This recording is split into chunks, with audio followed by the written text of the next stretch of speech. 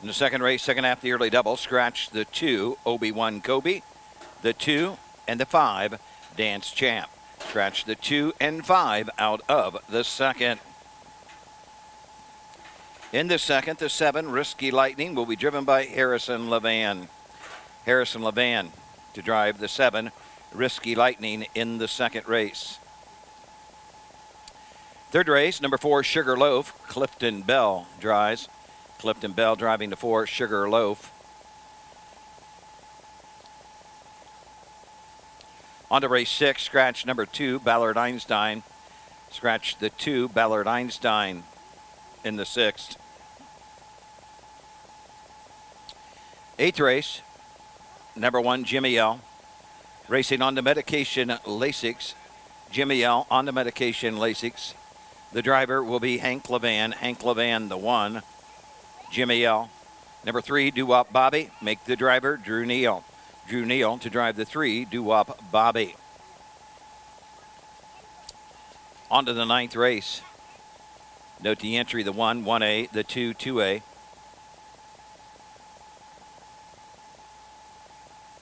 Number 1, Benny KL, will be driven by Louis Levan. Louis Levan, the 1, Benny KL. Pierce Henry will drive the 1A, Phyllis L. Pierce Henry, the 1A, Phyllis L. The 2, Cardiel, Harrison Levan. Harrison Levan drives the 2. The 2A, Instant Fortune L. Hank Levan. Hank Levan, the 2A, Instant Fortune L. 10th race, we're going to scratch the 4, KK's Dream Girl. Scratch the 4, KK's Dream Girl, out of race 10. On to the 13th, number 6, WF Hope. Make the driver Drew Neal. Drew Neal, the 6, WF Hope. In the 14th race, scratch number 2, Mystic View. Scratch the 2, Mystic View. Pierce Henry will drive number 3, Rockin' Josie. Pierce Henry, the 3, Rockin' Josie, in race 14. Windows are open. Win Place Show. Quinella, Exacta, Trifecta.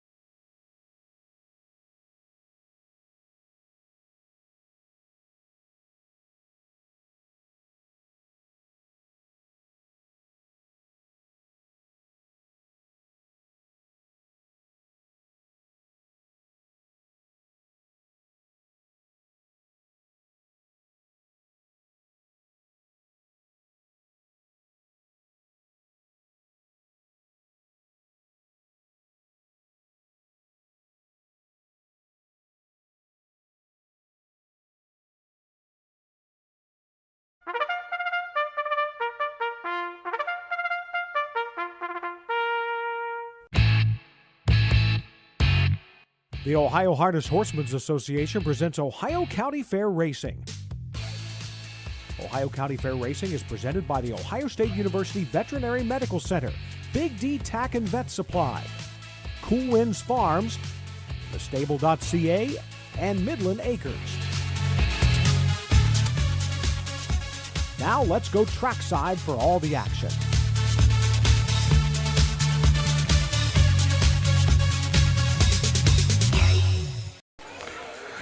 Good Monday afternoon, harness racing fans, and welcome to the Mercer County Fair here in Celina, Ohio. It is a partly cloudy day. We got a great crowd on the grandstand.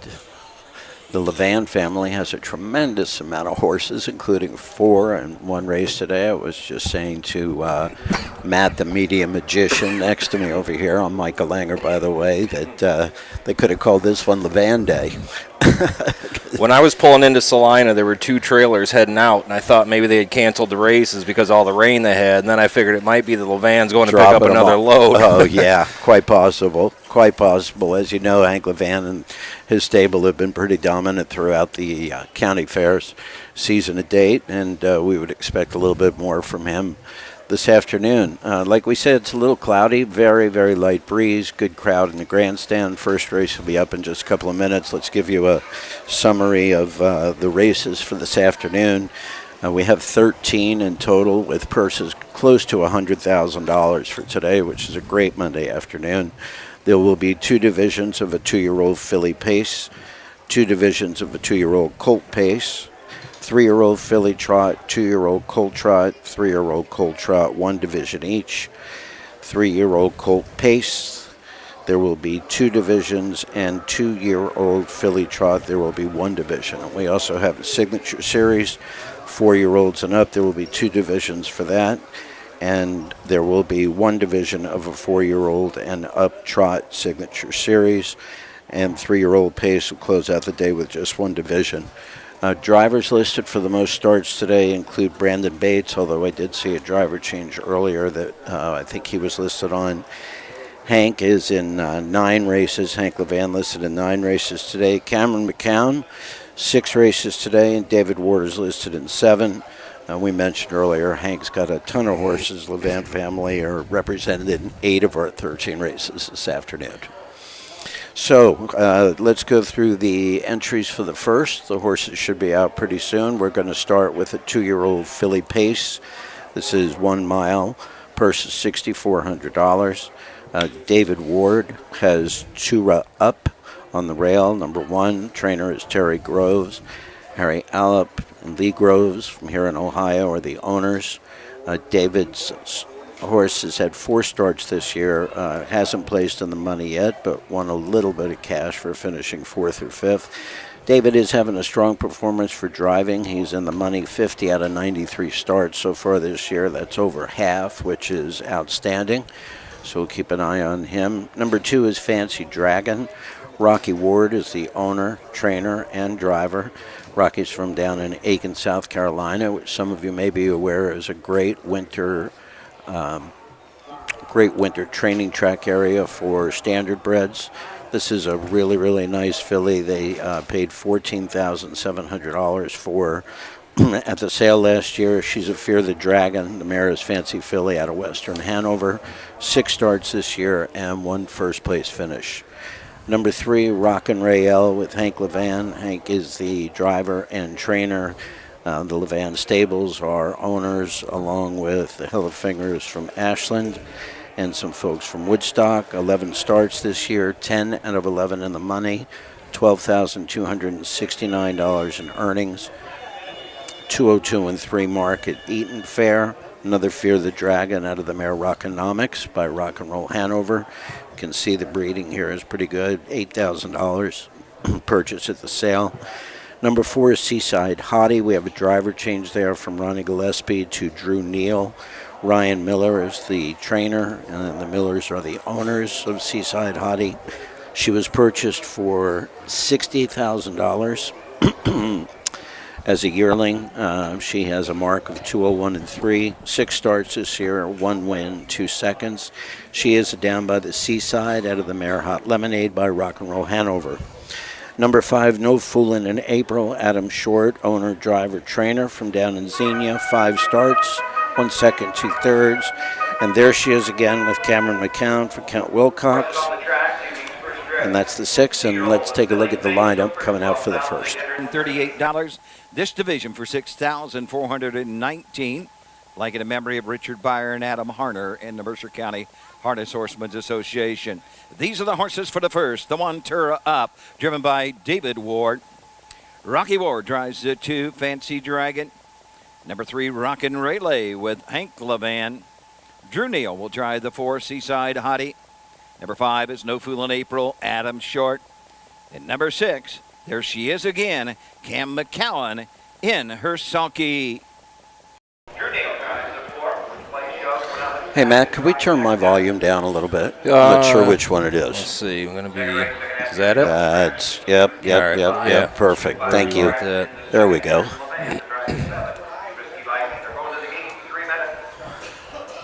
Let's finish that number 6. There she is again from Cameron McCown, Kent Wilcox, trainer, Richard Kopp, Hillsdale, Michigan, the owner. 7 starts, 4 times in the money. This is a 2-year-old by Do Be That Again. Caddy's Got a Gun is the mare out of Gun That Won the West. And Cameron is also having some good runs at the fair this year. If you missed it yesterday, probably the highlight in our sport yesterday afternoon was back at the Red Mile again from the Brian Brown barn. Trainer Ashley Dowse, groom, Ashley. Geocentric, her 4th lifetime start as a 2-year-old filly. She won the race in a slower time than she did last weekend, but she won in hand and a last quarter of 25 and either 25 and 2 or 25 and 4. And she is, as Ashley describes her, the happiest horse on the planet. And we certainly hope that that keeps up. That's 2 win divisions in a row for $80,000 in the Kentucky Sire Stakes. Congratulations, Brian, Ashley, Jennifer, the Brown family. And we hope to see more from Geo as the fall comes upon us. So, Matt, I think we're going to get some rain this afternoon. I brought a hat, an umbrella, a raincoat, and dry clothes. I had none of that at Urbana. So, bring it on. Yeah, well, there was a ton and a roof over our head. And a roof over our heads, yes. There was a ton of rain here yesterday, last night. But the track is really in great shape right now. It's got some showers coming in a little while, but doesn't look like anything as much as what we had overnight. The horses are approaching the starting gate for this afternoon's first race. Again, for OHHA, Michael Langer and Matt bringing you harness racing from Celina. Let's take it upstairs. Is it Doug upstairs today? Yep, Doug Bellinger. Doug Bellinger will be calling the races for us. Let's take it up to Doug for the first. Field of 6, 2-year-old filly Pacers. First division for $6,419. All in behind the Wepkenberg starting gate. Here they come. Recall lights are on for the first. Windows are still open. Okay, didn't see what happened. No, looks like, yeah, we got a little recall here in the first race. Neither one of us could really spot what was going on up there. This grandstand, which if you haven't been to this Celina Fair, is large, but it does remind me of the old Yankee Stadium before they pulled the girders down that were supporting the upstairs deck, because there's one about every 20 feet. So we have a really great shot of the finish line in the entire backstretch from here, and let's see what's going on. Yep, horse is going back around. Starting car is going back around. Don't have a reason on the recall yet, and hopefully we won't need another one of those.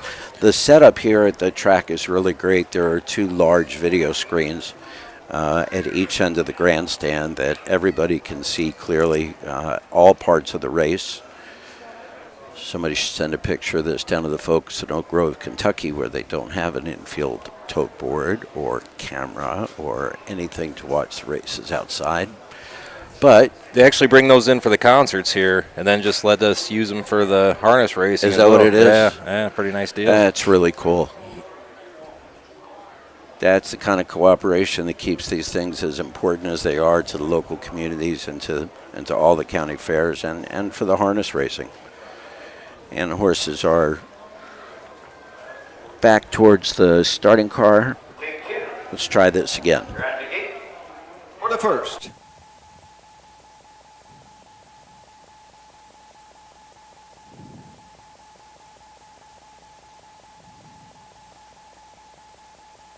Field of 6, 2-year-old fillies, all in behind the Eagles Lodge starting gate. Here they come. Gabriel of the 4, Seaside Hottie.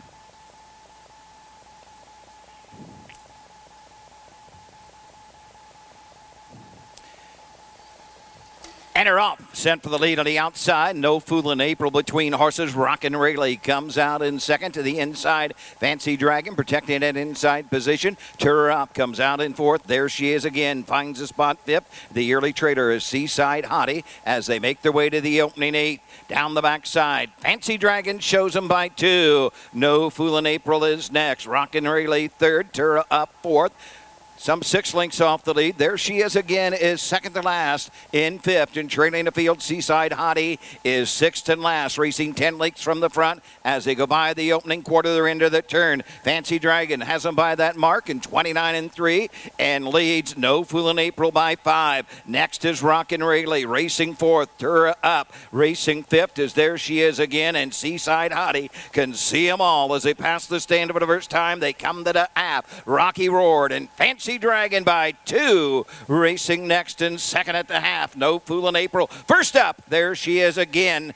Rockin' Rayleigh is fourth, racing fifth. Turra Up and trailing a field. Seaside Hottie, a minute and 2 fifths for the half as they reach the 5/8. It's Fancy Dragon. She'll guide him to the backside in the 3/4. No Foolin' April right there, second. Up the inside, Rockin' Rayleigh third. The outside, there she is again. Turra Up the inside fifth, and Seaside Hottie continues to be the trailer. They're at the 3/4. They're into the far turn, and Fancy Dragon is trying to take them all the way. Rockin' Rayleigh is second. No Foolin' April third. There she is again on the outside. Turra Up is fifth, and Seaside Hottie's the trailer. They're at 3/4, 130 and a fifth. They're off the turn. They're on their way home. Fancy Dragon leads it by 2. Rockin' Rayleigh is second. There she is again on the outside third. They're inside the final 16th. They're coming after the leader, but they're running out of time. It's Fancy Dragon and Rocky Ward to take the opener. Going to be tight for second, either Rockin' Rayleigh or No Foolin' April. Mile 2 minutes, 3 fifths. It was interesting from the start. The 5-horse No Foolin' April, Adam Short, was really trying when they got out of the gate to get to the lead as quick as he could, but he was blocked a little bit, couldn't get there, and eventually had to settle in for second place. But then there was a move late where he tried to go to the outside out of the 2-hole, and by the time he did that, the horse that was second on the rail in third place closed that hole off completely. So they ended up with Fancy Dragon. Rocky Ward is our wire-to-wire winner. Rockin' Rayleigh was second. No Foolin' in April was third. There she is again, fourth. Turra Up as fifth, and Seaside Hottie, which I would note Ronnie Gillespie had a horse at Urbana that we were covering last week that was also very expensive, making his or her first start, and broke the same way that Seaside Hottie did today. Unofficially 2:35.61, 2 minutes and 3 fifths. Very respectable, $6,400 purse. Rocky Ward, that now gives him, let's see, 2 wins and 7 starts this year. And Rocky's back at the winner's circle. Let's take it upstairs to Doug for the ceremonies. Giro Philly pays for $6,419. like in memory of Richard Beyer and Adam Harner. Number 2, Fancy Dragon. 2-year-old bay filly Befear the Dragon out of the Western Hanover mare. Fancy Villy, second of the season. Rocky Ward, Aiken, South Carolina, owns, trains, and drives the winner of the mile. 2 minutes, 3/5. Celina Moose Lodge, number 1473, Winner's Circle. There goes Rocky. Back to Aiken. Nice performance. Really solid for first race this afternoon. Congrats to the Wards. And Results are official for the first. we'll get these results. Number 1, Tour up 5. 2, Fancy Dragon, the winner. 3, Rockin' Rayleigh, 2. Number 4, Seaside Hottie, 6. 5, No Foolin' April, 3. Number 6, There She Is Again, 4. The mile, 2 minutes, 3/5. 29 and 3 for the quarter. The half, 1 minute, 2/5. 3/4, 1:30 and 1. Rechecking 5, 1, 2, 6, 3, 4 on the bottom. Second race coming up in 10 minutes. Win Place Show, Quinella Exacta Trifecta. Scratch number 2, Obi-Wan Kobe, along with the 5, Dance Champ. 2 and 5 are scratched in the second. Number 7, Risky Lightning. Make the driver Harrison Levan. Levan to drive the 7, Risky Lightning. We will be back with the introduction of the horses for the second race. 2-year-old Colt Pace with a purse of $6,500 right after these messages.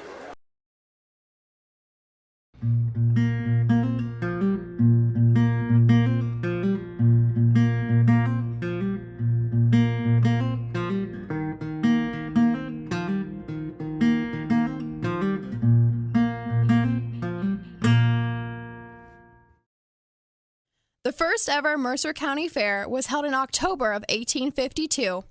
Admission cost was 25 cents for the one-day event. Reports say competition was light, so no premiums were rewarded to exhibitors. Small fairs were attempted for the next 3 years, but lack of interest and support led the Mercer County Fair to take a decade-long hiatus. Thankfully, in 1868, the local agricultural society reorganized, announcing that the Mercer County Fair would return bigger and better than ever before. The fair moved to Celina and extended to 3 days. The event would become annual from that year forward. Just before the turn of the 20th century, the present fairgrounds was purchased by the society. Quickly, a first-class regulation track and grandstand were built to keep up with public demand for harness racing. In time, a horse barn was built to provide year-round training. In 1909, the world champion pacer Dan Patch even visited the Mercer County Fair. Today, the Mercer County Fair is a member of the Ohio Colt Racing Association and hosts 2 days of live-action harness racing. Hi, I'm Dean Gillespie, and I want to tell you about the Ohio Colt Racing Association. There's 19 member fairs, and they sponsor the Partial Futurity in Greenville, Ohio. You need to race in the OCRA. Great racetracks, great people. Bring the kids and come out to the fair, and remember, fair time is fun time.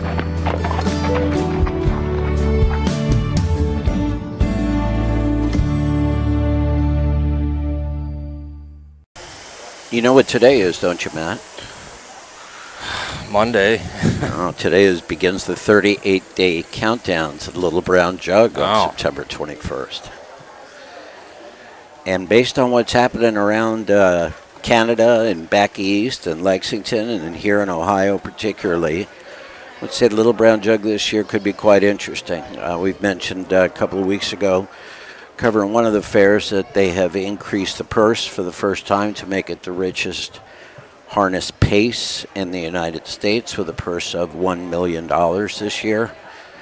In the past, that the jug being on a half-mile track has been a little bit of a deterrent for some of the trainers and their owners, due to a couple of different things. Obviously, times are traditionally slower on a half-mile track than they are on a mile track, and when you're into breeding and kinds of things that make your horses worth a lot more when they're done racing and they go to stud or they become a successful mare, you always want to have your best representation in terms of times and earnings. But I'm not sure who told me this a couple of weeks ago, but the quote was that John Campbell, current president of the Hambletonian Society and one of the greatest drivers in the history of our sport, made a quote once that said, if they ever raise the purse of the jug to $1 million, these trainers will have the race up and down Highway 23 if they have to. So they won't have to. They'll be able to do it on a racetrack. Jug Week begins on the Sunday before the 21st, which would be, I believe, Sunday the 17th. And do try to get out to Delaware if you haven't been before. It's really, of course, you know, as a big fan of the sport and someone who gets to as many races as I can, we kind of take it for granted that we're going to be there. But if you haven't been and you're in Ohio, it is certainly worth a 2 or 3 hour drive from the furthest corner of the state to come down for the day and celebrate and watch one of the greatest days in harness racing right here in the middle of our state. So again, that's Thursday, September 21st, the Little Brown Jug in Delaware, Ohio. Let's take a look at the horses for this afternoon's second race. This is the 2-year-old Colt Pace, first division, with a purse of $6,543. We have 2 scratches in this race, the 2, Obby 1, Kobe, and Dance Champ, the 5. Begin with number 1, David Ward on McCardle's Chat. And I think we're going to try to get the races off pretty quickly today. Let's go upstairs for the lineup, and we'll be back after. Colt Racing Association 2-year-old Colt Pace. Total purse $13,086. This one for $6,543. Blanket in memory of Esther Boroff. And a blanket by Wilson Shoes. Scratch the 2. In the 5, Harrison LeVan drives the 7. Number 1, McCardle's Chat, David Ward drives. 2 a scratch, 3 Huckalicious with Jason Beatty. 4 Rock the Hill, Scott Cisco driving. 5 a scratch, number 6, Rockin' the Road with Drew Neal. Number 7, Risky Lightning, Harrison LeVan in the sulky. Scratch the 2 in the 5, Harrison LeVan drives the 7. Win, play, show, Quinell Exacta trifecta going to the gate in 3 minutes. Let's take a look at the horses here for the second. McCardle's Chat, Deborah Schwartz, trainer, owner, Mike Schwartz as well, from Ohio. 6 starts, 2 second-place finishes so far this year. This is a McCardle, Colt, out of the mare Chat Snap by Western Terror. Number 3, Hunkalicious, Jason Beatty, trained by Brian George. Scott W., Dr. Lindsay Hagemeyer from Clarksville, the owners. 8 starts this year, 4 first-place finishes, 2 second-place finishes. This is a Western Terror Colt out of the mare Dr. Lindsay by Nob Hill High. Number 4, Rock the Hill, Scotty Cisco. Matt and I were together at Urbana last week and watched this guy just go wire to wire from the rail in 157 flat. Very impressive mile. Trainer is Greg Smith, trainer and owner. 8 starts, 6 wins, 1 third-place finish, almost $15,000 in earnings. Number 6, Rockin' the Road, Drew Neal on the bike, Jason Brewer, the trainer, James Fleming from Bayfield, Ontario, Canada. Hope you're watching, Mr. Fleming. 5 starts this year, 1 second-place finish, 2 third-place finishes, earnings at $3,100. And number 7, Risky Lightning, driver's going to be Harrison LeVan. Trainer and owner John Predmore. 6 starts this year, no money to show for it. We don't have a tote board with odds looking at us here from where we are in the grandstand. It's just way down there. Oh, thank you, Matt. Still showing the payoffs from the last race. There it is. Matt, isn't there somebody you could call and get that moved a little bit closer for us? I know how you feel about this fair, and your connections have got to be good. So, well, I do know one Rusty Voorhees. I'm pretty sure he's the mayor, or at least used to be of Celina. This is Doug Ballinger's hometown, too. Oh, is that right? Yep, Rusty Voorhees got his trot and cold in. He's on our OHHA board. For anybody that doesn't know him, he's a pretty fun guy to joke around with. He stopped by earlier, caught a 3-horse field going for 11 or 12,000, so he's pretty excited. Yeah, I'll bet. As excited as he gets, anyway. Okay, he never really lets on that he's too awful excited. We've mentioned before the first 5 finishers in each race get some level of compensation. And there are obviously a lot of shorter fields at the fairs than there are at some of the bigger racetracks. Track still seems in really good shape. I mean, that was a great time for the first race. I would expect something close to that from here. I'm not, I see, oh, there we go. 2 is scratch, there we go, okay. Yeah, it looks like the 8 horses, 2,599 to 1, but I think that's the 6 and the 7 split there. Horses have turned towards the starting gate for this afternoon's second race. 2-year-old Cold Pace, and it does appear as though Hunkalicious is the favorite. Let's take it upstairs to Doug for the call.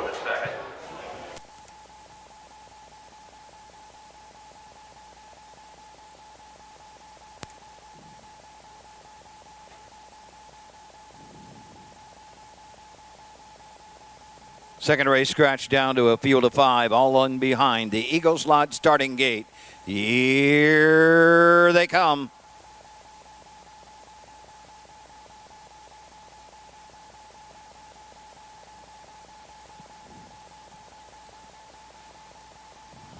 Enter off. First away, Hunkalicious for the lead. McCardle's Chat, the inside. Rock the Hill comes out in third. Rockin' the Road racing fourth. And the early trader, Risky Lightning. At the opening 8th, all stride McCardle's Chat as they head up the backside. On the front end, Hunkalicious the leader. Rock the Hill on the outside. Third, Rock the Road. McCardle's Chat next, and Risky Lightning trails the field 5th. Down the backside, going to the opening quarter. Scott Cisco and Rock the Hill leads the way by 2. Hunkalicious is second. Racing third, Rockin' the Road. And then in fourth, McCardle's Chat and trailing the field of Risky Lightning. Field of Pacers straight alignment as they race by the opening quarter. And Rock the Hill has them by that mark. And 28 2/5. Hunkalicious is second. Rockin' the Road third. Fourth, McCardle's Chat trailing the field of Risky Lightning. Field of Pacers in straight alignment. They follow the lead of Rock the Hill to the half. Hunkalicious second.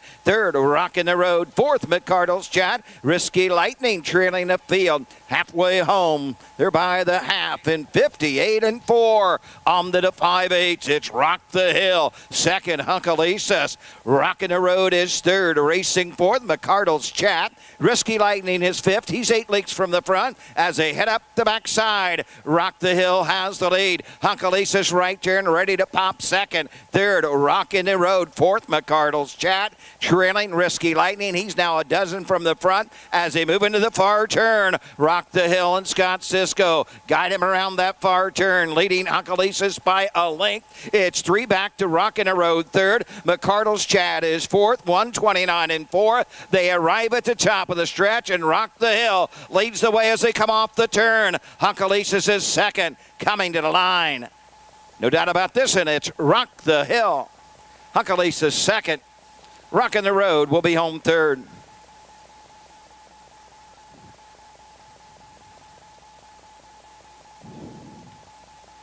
$158 2/5. 158 2/5 for Scott Cisco and Rock the Hill with her 7th win in 9 starts so far this year, 158 2. And Scott didn't wait long to retake the lead after Hunkalicious broke out of the gate first. Oh, look at this crowd going out to the winner's circle. There's a whole bunch of folks. Pretty impressive. 158 2. Rock the Hill, your winner. Hunkalicious second. Rockin' the Road was third. McCardle's Chat was fourth, and Risky Lightning was fifth. Those are, of course, unofficial. But a very, very strong performance. This is a really, really solid gelding here from Greg Smith.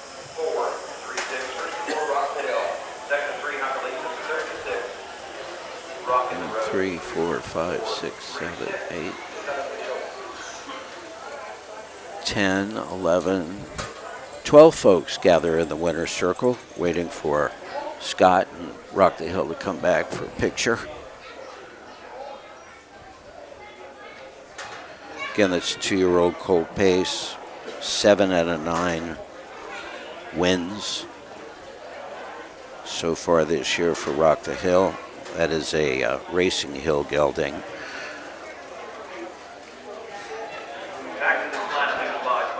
As you went to the second. First Division 2-year-old colt pace. The 4, Rock the Hill. The 2-year-old bay gelding, the son of a Racing Hill. Out of the Rock and Roll Hanover mare, Rockettes, 7th of the season. It's owned by Greg Smith of Urbana. Greg Smith trains Scott Cisco. Drives the winner by 158 2/5. Blanket in memory of Esther Boroff. Happy anniversary to Mark Boroff.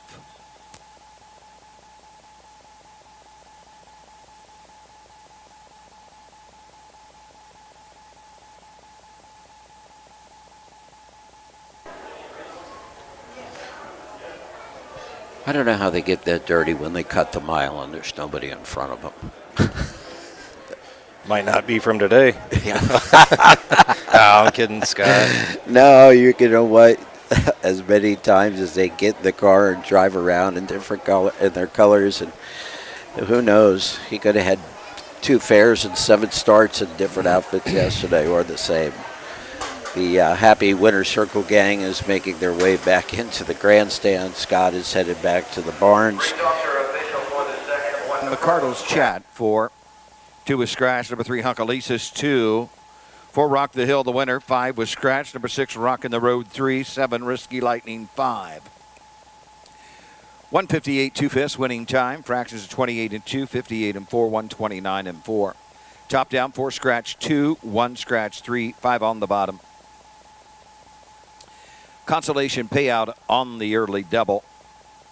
No tickets sold on the 2 in the first, Fancy Dragon. So it's a combination. If you had the 4 in the second, $2.40. You did not have to have the winner in the first. Have the winner in the second, $2.40 for that consolation payout on the daily double. Okay, we have a 3-year-old filly trot. 1 division only. In the next race, the purse is $10,760, and we will be back with the lineup shortly. Your animals provide unconditional love. When they hurt, you want the best care available to help them enjoy life again. The Ohio State Veterinary Medical Center is here for you and for them. From heart disease to cancer, diabetes to broken bones, and 24-hour emergency services, Ohio State's team of experts make a difference in the lives of animals and the family members who love them. The Ohio State Veterinary Medical Center. When you need supplies for your horse, one name stands out: Big D's. Since 1974, Big D's Tack and Vet Supply has been the equine experts you can trust. Whatever your horse needs is available at Big D's Tack and Vet Supply. Visit the retail outlet in Streetsboro, Ohio, or order online at bigdweb.com. Most orders shipped that day, or call 1-800-321-2142. Big D's Tack and Vet Supply.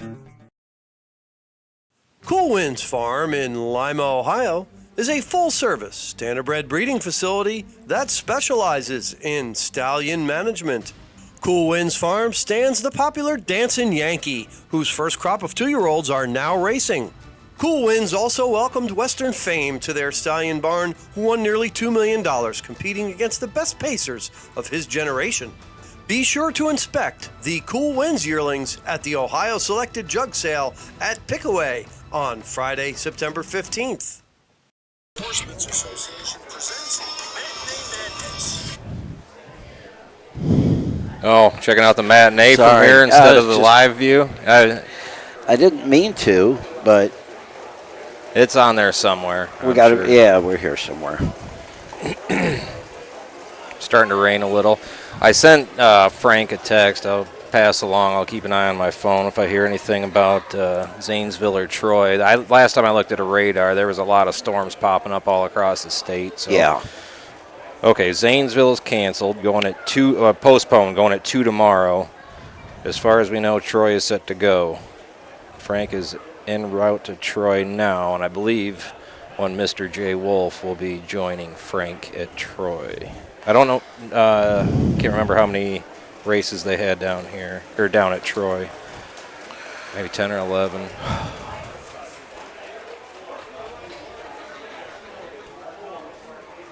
Well, so 2 o'clock tomorrow. I think, I'm not sure what else is going tomorrow. let me see. I don't have my Huff's guide here. Yeah, I got to get one of those. I don't have one. I have Napoleon listed for tomorrow. Yeah, that's where I'm at. I couldn't think of what else, if anything, was I think going. that's it. I think that's Troy it. had 2 days, so I think maybe tomorrow. Oh, okay. Yeah, Okay. tomorrow Troy again. And then we go down to Rock Springs the end of the week.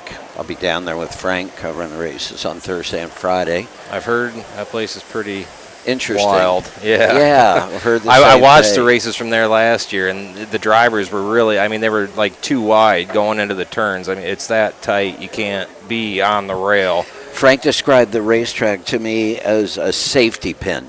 He said when they start, they go right into the curve, and then when the horses come out of the three-quarter area, they're looking straight at a rock wall ahead of them. Oh, I hope they all take that very well. Shall we look at the entries for this afternoon's third? Again, this is 3-year-old filly trot with a purse of $10,700. Number 1 is Tom's Nancy.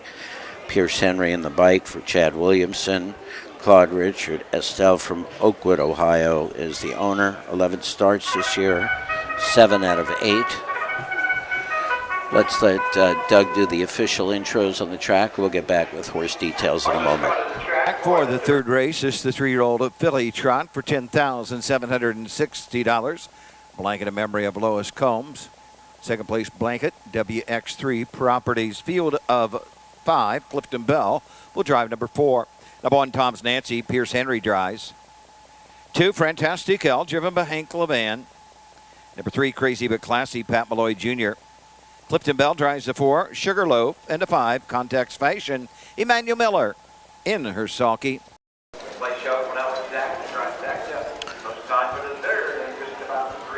Pierce Henry on the 1, Tom's Nancy, 7 out of 11 in the money, earnings of $8,100. This is a long Tom filly out of the mare Angie by Crazed.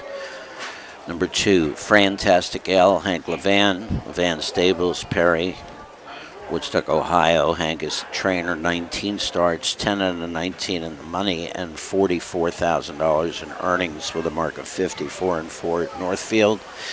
Number 3 is Crazy But Classy, Pat Malloy Jr. in the bike. Lisa Goslin from Eaton is the owner. 13 starts this year, 3 wins, 2 seconds, and a third. $21,000 in earnings and a mark of 2 minutes and a fifth at Wilmington. Number 4, Sugarloaf, Clifton Bell. Catch drives today for Chris Beaver. Steve Stewart from Paris, Kentucky. The owner. This horse is 12 out of 18 in the money, a mark of 57-3 at Northfield, and earnings of $32,000. And number 5, Context Fashion, Chris Beaver again, Martin Yoder, Evans Cattle Company from Ohio, owners, 7 out of 14 in the money, $80,000 in earnings, and a mark of 54-2 at Scioto. This is a credit fashion filly out of the mare Contact by High Tech.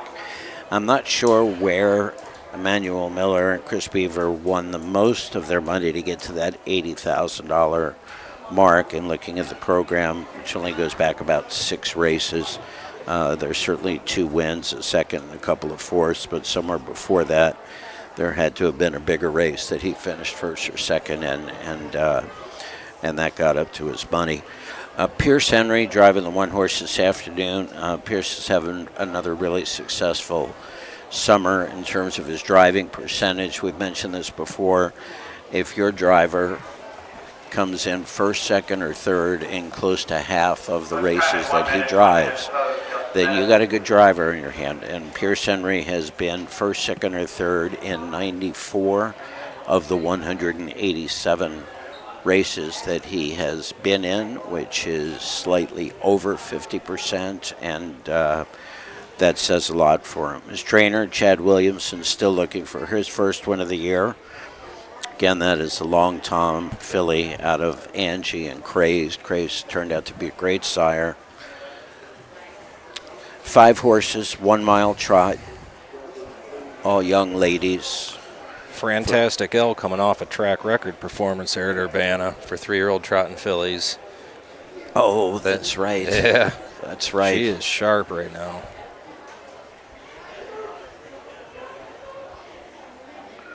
She ran at 57-1 at Delaware as a 2-year-old last year. I think I might remember that mile, actually. Hank came, we have a spot up there outside of where Tim Lane's barn is, down the curve a little bit from Brian past Tim is where we camp out for the jug. And I remember Hank going by with a big smile on his face after that 57-1 win up at Delaware last year. I think that was on Wednesday. Horses are coming close to the starting gate for the call of this afternoon's third race. OHHA proud and happy to bring you harness racing from county fairs all over the state of Ohio. Let's send it upstairs to Doug for the call of the third. $1,760. All in behind the Eagles starting gate.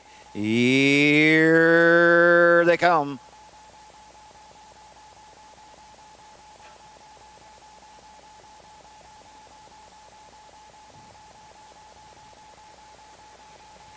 They're up and trotting. Fantastic Al is being sent right to the front. Crazy But Classy comes out in second. Sugarloaf to her outside third. Tom's Nancy skims the cones in fourth. Racing fifth. Context Fashion is a race on over to the opening 8.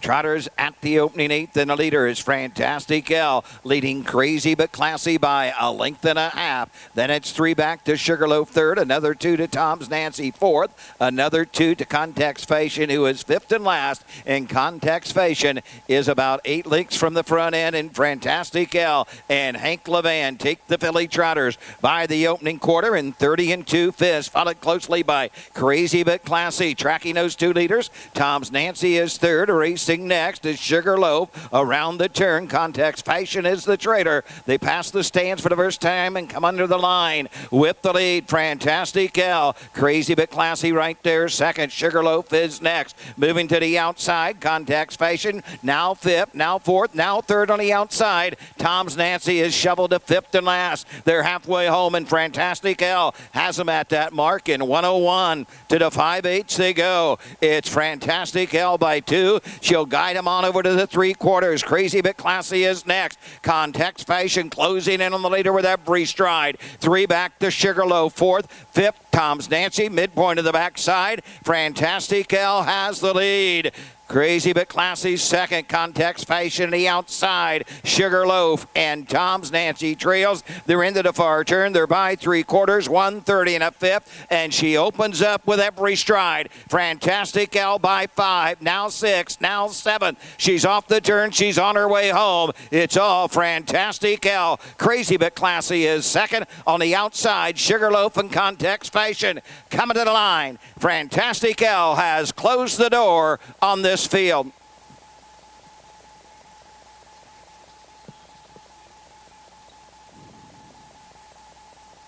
$159, 2 fifths. Off a half and 1-1. Yeah, back half in 58. Wow. She had time for a nap if she wanted one. Yep. If you've got a, wow, only one division.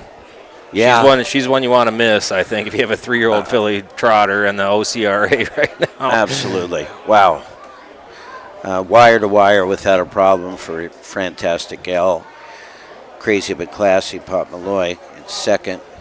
Clifton Bell with Sugarloaf, I believe, got third. And Context Fashion, who was probably the only other horse that really could have given a good run, did pull at the half, but had faded by the time they got to 3/4. It was obvious she wasn't going to get around anybody. So Fantastic L and Hank Levan, that's now 7 wins and 20 starts. And that's going to put this horse's earnings just under $50,000 for the year.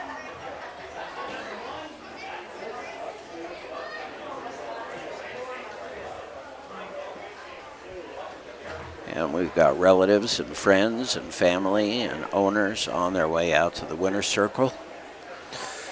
Dharma Falls are out there. They might be some of the only folks that put as many miles on as I do over the course of a summer driving around to watch their horses race. They don't miss many fairs. Oh, the Dahmerfall Racing Group. Yeah. And they sponsor the Spring Haven Farms Ladies Driving Series and a few other events at a lot of these fairs. So they show up to the fairs whether they're racing or not. And they're from up by me, suburb of Toledo, Sylvania, Ohio. So putting some miles on the Civic. They parked right next to me today. Oh, yeah, I got here. to talk to them a little bit. Yeah. It's my first time here at the fairgrounds. Let Doug give us the winner's circle. The third, blanket in memory of Lois Combs of Celina. Number 2, Fantastic L, the 3-year-old Bay Phillip at Team 6 out of the SJ's Caviar mare, Perspective Caviar. Owned by the Levan Stables, Dharmafall Racing, E. Perry and M. Levan. Hank Levan trains and drives the winner. 7th of the season for Fantastic L. The mile, 1:59 2/5.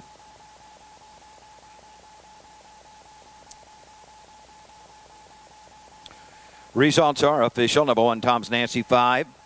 Number 2, Fantastic L, the winner. 3, Crazy But Classy 2. 4, Sugarloaf 3. 5, Context Fashion 4. 1:59 2/5. 30 and 2/5. 101 1:30 and 1/5. Top down 5 1 2 3 4 on the bottom. Second place blanket will go to the 3, Crazy But Classy. WX3 Properties. We had a recall in the winner's circle photo there as Fantastic Gal got a little frisky waiting for the blanket to get thrown over. Yeah. She knows she's done. Yeah, she either knows she's done or she wants to go another lap. Yeah, you know, it's hard to tell with her. It's hard to tell with her. Great performance, Fantastic Gal. Congrats to Hank and the team, the Perrys. And we got the rundown, or are we done? Yeah, he gave the rundown. I thought they were going to give a blanket for second place, which is pretty unusual. That's why Pat Malloy's kind of floating around over here. Oh, yeah. But I don't know that anyone's out there to give it to him just yet. Nor do I see a blanket anywhere. Let's see. Nope. Here we go. Place finish in that third race. The 3, Crazy But Classy, Pat Malloy Jr. Like by WX3 Properties. I think he's going to just come back for it. Yeah, or have it delivered. Have it delivered to the barns. Yeah. Kind of nice they had enough sponsors that they can go with a second place It blanket. sure is. I'm sure that'll make the Pat Malloy pretty happy. You can never have enough coolers. The scraper is out on the track, which is fast, with a couple of miles under 2 minutes already this afternoon. And we will be back for the 3-horse 4th race in just a couple of minutes as the skies are darkening to the west. We'll be.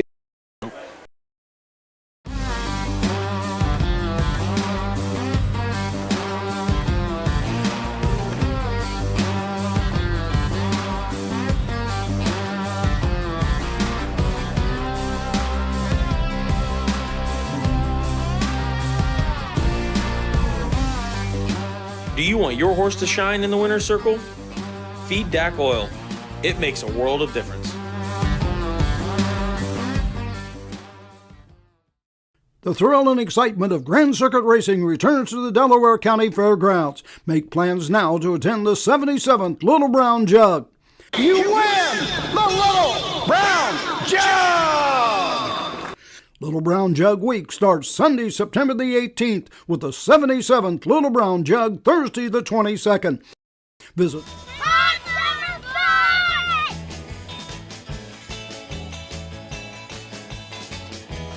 Sun's out, guns out, hot summer fun.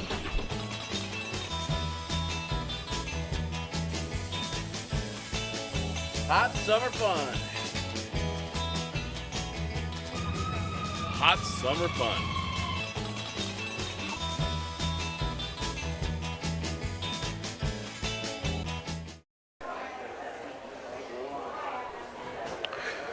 We have news that the racing has been canceled at Zanesville this afternoon. We're going to reschedule tentatively for 2 o'clock tomorrow. There's a line of rain or storms or one or the other that's pretty much coming over from most of the state of Indiana this afternoon. But so far we're good here in Celina. And times of the first race, track condition, all superb. We have 3 horses in the upcoming 4th race this afternoon. This is a 2-year-old colt trot of a total of 8 starts amongst the 3 competitors in this race. Number 1 is Poor Pop Wyatt. Alan Anderson, owner, driver, trainer out of Richwood, Ohio, This is a Volstead colt. Marrow's Notable Karen out of New and Notable. 2 starts this year and a 2nd place finish. Number 2, Nothing But a Prince. Kevin Snyder for Kim Daly. 5 starts, 1 3rd place finish. Out of Nothing But Class, JP Princess, the mare, Crazed, again, Grandpa, and Joint Enterprise. Bruce Schmidt in the bike for Alan Voorhees of right here in Celina, Ohio. 3 starts this year and in the money all 3 times with 2 2nd place finishes and 1 3rd place finish. This is a colt out of Enterprise by the mare I got a feeling out of classic old sire from years ago, Malabar Man. Let's take it upstairs. For the 4th race, 2-year-old colt trot for $11,060. Blanket in memory of Dick Hesse. 2nd place blanket, Celina Wine Store, field of 3. You're going to have Win Exacta only with a 3-horse field. Win and Exacta only. Here's the field of 1, Poor Pop Wyatt with Alan Anderson. Number 2, Nothing But a Prince. Kevin Snyder drives, and Bruce Schmidt drives the 3, Joint Enterprise. Win Exacta only. They're going to the gate in 3 minutes. Come on, Anderson!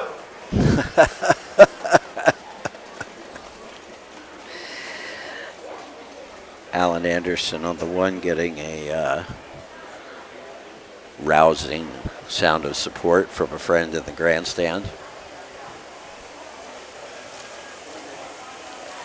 It's interesting. It's the single largest purse race of the day, and the Levans aren't in this one. One of the few that they're not. Indeed. I couldn't believe I kept flipping through the page, and about every race I saw Hank Levan. And then I got to the 9th race, and there was in there 4 of times. Them. Yeah. I drove up to Sydney last night after spending the day down in Lexington on yesterday for 15 races. Started at 1 o'clock, got off the Red Mile at about 6:30 last night. It's a pretty long day, and was trying to decide whether to go back home out of Buckeye Lake and then drive up here today, but decided, no, I'd rather do the 3-hour drive yesterday and then 2.5, 3 hours back down to Columbus tonight. Where are you off to tomorrow, Matt? Is it Napoleon? Napoleon, right. One of my regular fairs. I mean, one I'd go to or we'd race at, before I started with the OHHA. There was a time you weren't with OHHA? Not all that long ago, really. That. Been to a lot of fairs since, though. Yeah.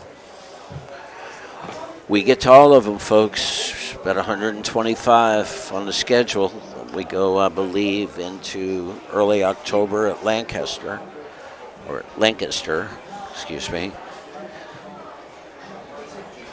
Came out here and gave the Pennsylvania pronunciation once and corrected by my good buddy Jennifer very quickly. Lancaster. Beautiful fairgrounds there. Oh, a really nice setting and a great town. I went through there when I went down to Circleville. Of course, I used to travel down there on business when Lancaster had a couple of department stores and specialty stores in town. but very active, vibrant downtown area. Campus from OSU down there.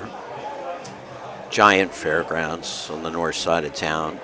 I've not heard who's going to be announcing down there this year. That was Chris Patterson Fair, so not sure who we'll have down there this year. It's funny how you associate fairs with announcers, though. Like, you know, when I'm growing up, it was always Bill Peters for me. I was talking to Dalton Walls, and then he said, you know, being around this area, it was always Doug Ballinger for him, you know. So I'm sure right. Southern Valley Circuit, it was a lot of Chris Patterson.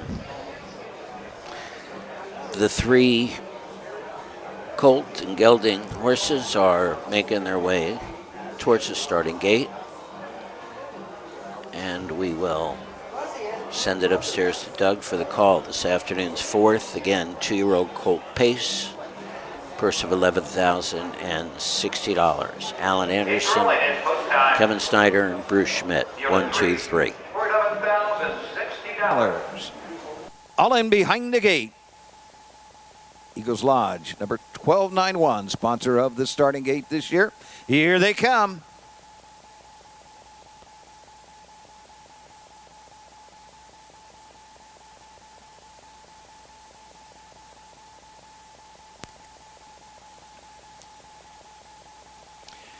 They're off and trotting from the inside. Nothing but a Prince to his outside. Joint Enterprise comes out in second.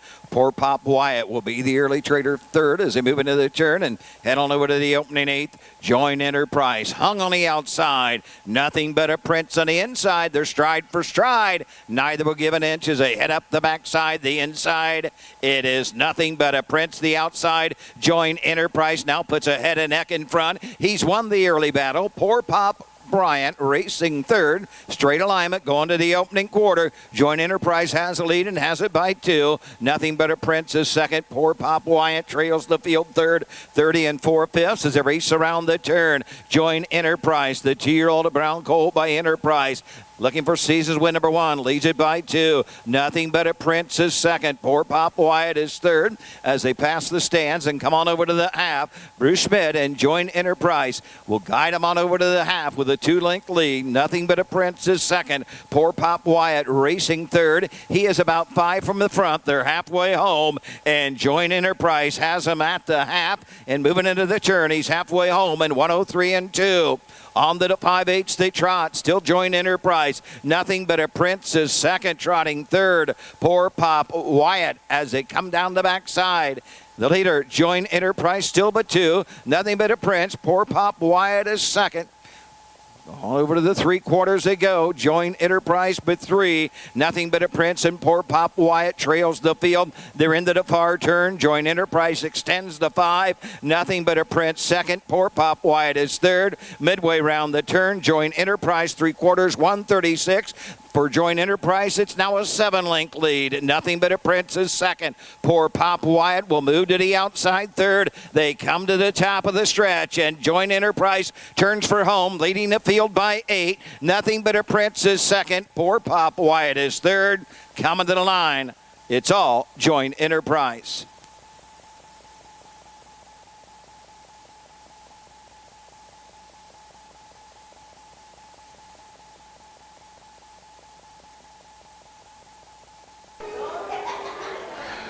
Joint kind of waiting for a final time. I never heard it. Mile 207, 2/5. There we go.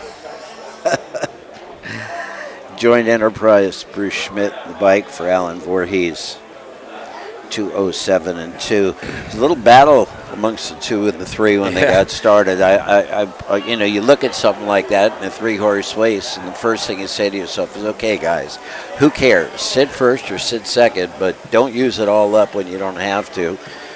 Bruce Schmidt felt compelled to take Joint Enterprise to the top, which he got to before the quarter, and just held on from there. 30 and 4, half and 103 and 2, and a final time of 207 and 2, so 104 for the second half.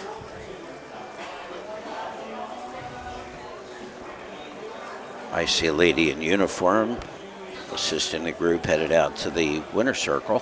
Might be out there looking for Rusty. Rusty? Yeah, Rusty Voorhees, Alan Voorhees, Rusty Voorhees is a local trainer here. He trains right at the fairgrounds. Gotcha.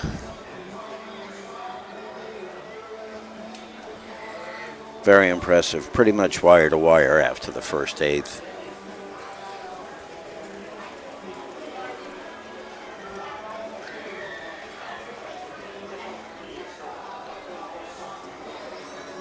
Always a lot of fun winning at your home fair.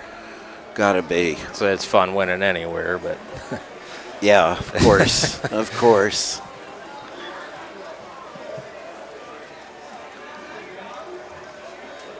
I'm sure he's glad to have that one behind him.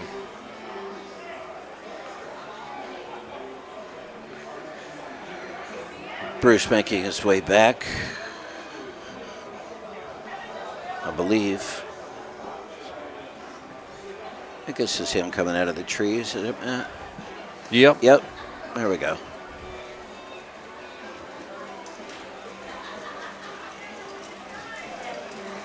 .207 and 2. Should make note that the Ohio Harness Horsemen's Association contributed $8,000 to the total purse for that race. $60. Blanket of memory of Dick Hesse, number 3, Joint Enterprise, 2-year-old Brown Colt by Enterprise out of Malbar Man. I got a feeling. First career win, lifetime mark 207 2/5 for the winner, Joint Enterprise. Owned by Rusty Voorhees, District Director for the Ohio Harness Horsemen's Association. Joint Enterprise in the Moose Lodge winner's circle. It is official number 1, Poor Papa Wyatt 3. Nothing But a Prince 2. Joint Enterprise the winner, 207 2/5, 30 4/5. 103 and 2, 136 3, 2, 1 on the bottom. Second place blanket by Celina Wine Store will go to the 2. Nothing But a Prince and driver Kevin Snyder. Very nice. Okay, the 4th is behind us. The 5th will be coming up shortly. That is the 2-year-old filly Pace, with a purse of $6,419 and a field of 5. And we will be back shortly to bring you the 5th. Trevor would like to thank Rhino for the use of the truck to work the track.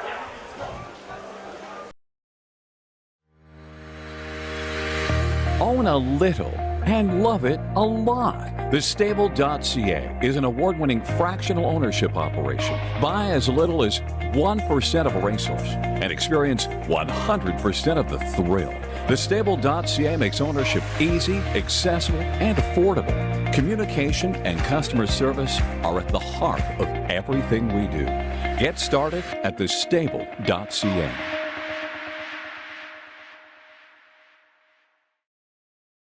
For over 50 years, Midland Acres has provided top-quality Ohio-bred colts and fillies. As a third-generation farm with 500 acres of pasture for breeding to boarding and on-site veterinarian care, we understand the importance of delivering well-cared-for and well-mannered yearlings. Get in the winner's circle with the yearlings by Fear the Dragon, Yankee Cruiser, Pet Rock, Long Tom, and Bit of a Legend. Midland Acres, doing our best to bring you the best. Your animals provide unconditional love. When they hurt, you want the best care available to help them enjoy life again. The Ohio State Veterinary Medical Center is here for you and for them. From heart disease to cancer, diabetes to broken bones, and 24-hour emergency services, Ohio State's team of experts make a difference in the lives of animals and the family members who love them. The Ohio State Veterinary Medical Center.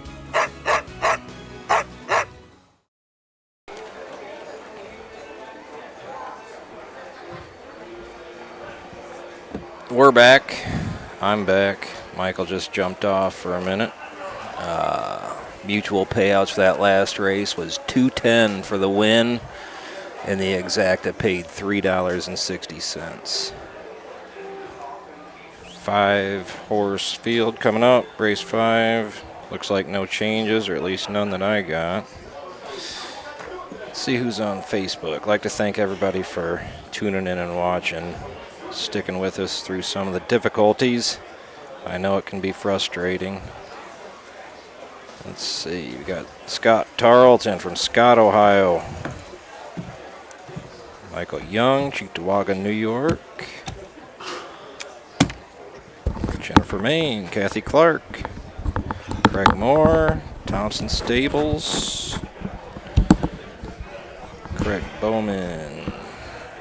Deb Rush does some charging at some of the fairs for us. Let's see. Doug is doing Fairfield. Okay.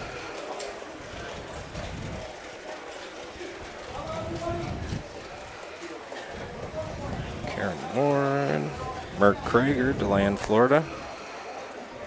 Hello, DeLand. Close to a couple of our big winter training farms down there, Southern Oaks and Sorrento, Spring Garden Ranch. North of DeLand a little bit, but close to that area. Spring Garden Ranch, according to Mr. Coons of the famous Coons brothers, who take care of many of the racetrack surfaces in our business. Informed me yesterday that in Lexington they are resurfacing the Spring Garden track. Not with a new surface, just with an update. Of, I think he said 100 tons of red clay. Whoa.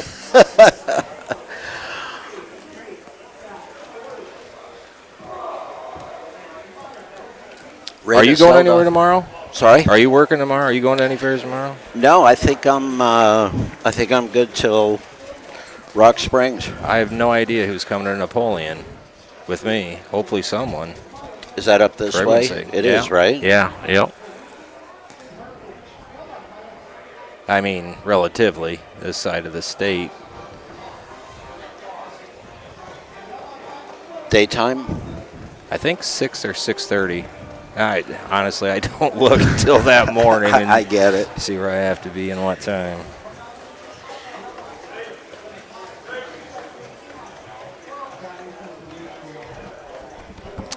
Let us take a look at the 2-year-old filly pacers that will be coming out for the 5th here in a minute.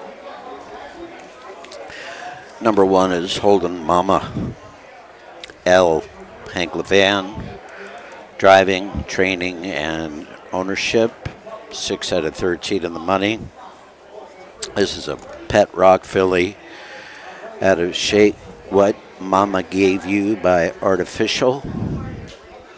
Number 2, Barley Burlesque, Cameron McCown, trainer Jessica McCown, owners Robert Beachy of Berlin, 4 starts. It's a $9,000 purchase, the Buckeye Classic sale.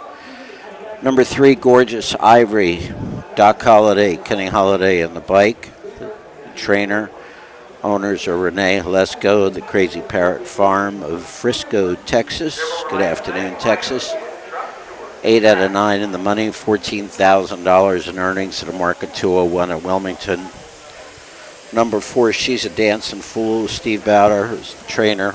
Brandon Bates, driving Cool Winds Farm from nearby Lima. 6 starts, 3 third-place finishes. Brandon's having a really good spring and summer. We're racing a lot at Pocono and at Hoosier. Number 5, Super Michelle, Kevin Snyder on the bike. Kimberly Daly is the trainer and the owner from Mechanicsburg. 4 starts. Raced some pretty tough races at Scioto and was in Urbana last Thursday. This is 2-year-old filly pace, $6,400. We've got a Yankee Cruiser, Dancing Yankee, I'm Gorgeous, Charlie Barley, and Pet Rock are the sires here. 36 starts among the 5 horses, and 5 wins amongst the group.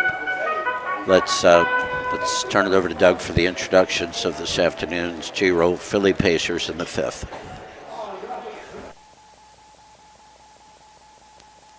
Horses are on the track for the 5th race.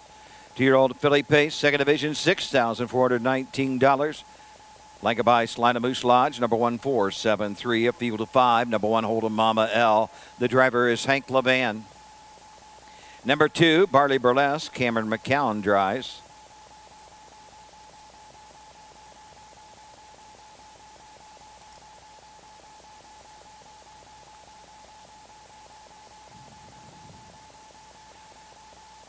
Here's the 3, Gorgeous Ivory, Ken Holiday. 4, She's a Dancing Fool, driven by Brandon Bates. And number 5 is Super Michelle, Kevin Snyder, in her sulky. When place show, Quinella Exacta, trifecta. They go to the gate in 3 minutes. Just got a tweet from the infamous Gabe Pruitt down at the Red Mile, a world record this afternoon for It's My Show, the winner of the Meadowlands Pace, and an $80,000 Sire Stakes. I'm sorry, North America Cup champion, not the Pace. 146-4 at the Red Mile this afternoon. Crazy. 3-year-old colt record. The times, they are be changing. You're not kidding. They are just flying all over, folks. Glad to see Brandon Bates made it over. He's from not far from here, just up 127 Van Wert. Yeah. I mean, he drives a lot over in Indiana, but he's a native Buckeye. He still follows all the Ohio State sports closely. Very cool that he's here for this. Yeah. Yeah, he's busy at Hoosier, isn't he? Oh, yeah. I mean, year in and year out, he's Yep. one of the top guys over there. I mean, he made the move kind of when he had to, got his family down there and established, and, you know, when Ohio was struggling still. And, I mean, it was the right thing to do for him at the time, and we'd love to always have him back, but how do you leave a setup like he's got down there right now? He's doing really well. Yeah, it's great. We'll still claim him as a Buckeye. Yeah, we'll keep him. Absolutely. He's here. We don't have to let him leave if we don't want. We'll just keep him here.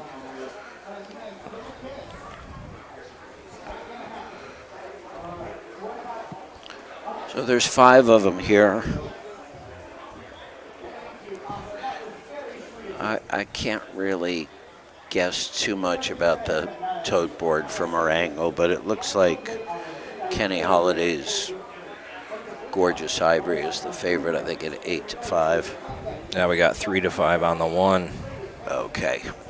8-5 on Ken Holiday, and then everything else is long, pretty big.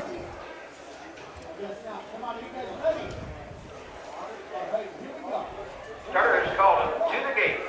Here they go. Let's go upstairs to Doug for the call to 5th.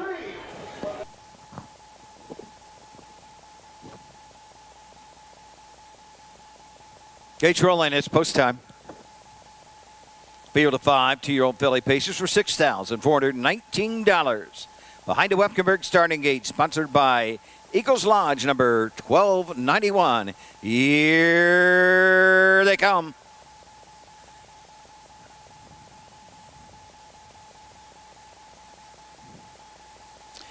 Enter off on the outside. Gorgeous Ivory for the lead. Holden Mama L comes out in second. Barty Burlesque is third. She's a Dancing Fool fourth. And Super Michelle will be the early trader. Into the opening turn, they going up on the outside. Doc Holliday and Gorgeous Ivory to the front end. They grab the lead for Holden Mama L. Then it is Barty Burlesque third. 3 back to She's a Dancing Fool. 2 to Super Michelle. Straight alignment across the backside. Gorgeous Ivory has the lead and has it by a length. Holden Mama L right there. Nose to helmet is second. Racing third. Barty Burlesque. Then into the turn. She's a Dancing Fool fourth. Super Michelle trails the field fifth. 30 and 2/5. They're in straight alignment front to back. 7 lengths will separate them. Their leader is Gorgeous Ivory by a length. Holden Mama L racing second. Third, She's a Dancing Fool racing fourth. As he passes the stand for the first time, Super Michelle, they come to the half.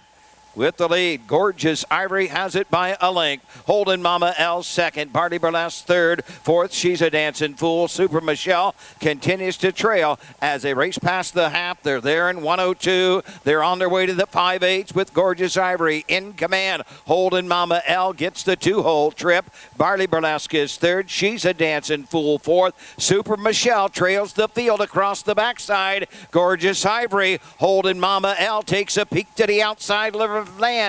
Barley Burlesque is third. Fourth, She's a Dancing Fool. Super Michelle is fifth. And first to move, Barley Burlesque and Cameron McCowan on the outside. Moving up on the leaders around the far turn. Third on the outside. 3/4, 132 and 4. Gorgeous Ivory has the lead. Holden Mama L second. Barley Burlesque is third. Moving on the outside, She's a Dancing Fool and Super Michelle continues to trail. They're off the turn. They're on their way home in the 2-year-old filly pace.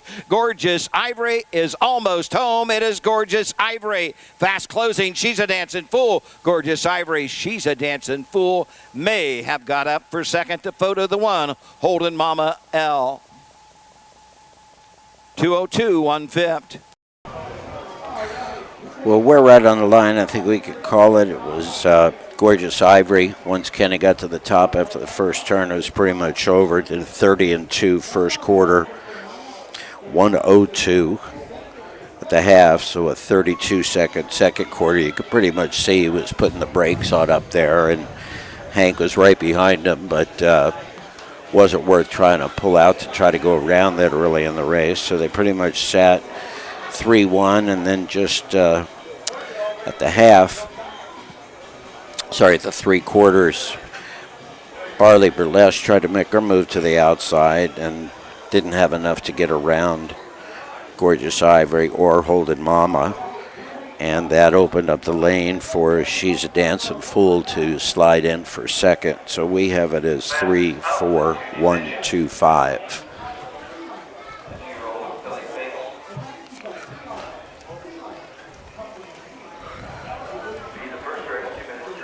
That's Gorgeous Ivory's 10th start this year.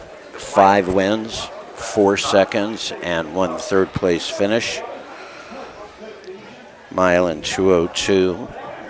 Last half in a minute flat. Last quarter in 29-1.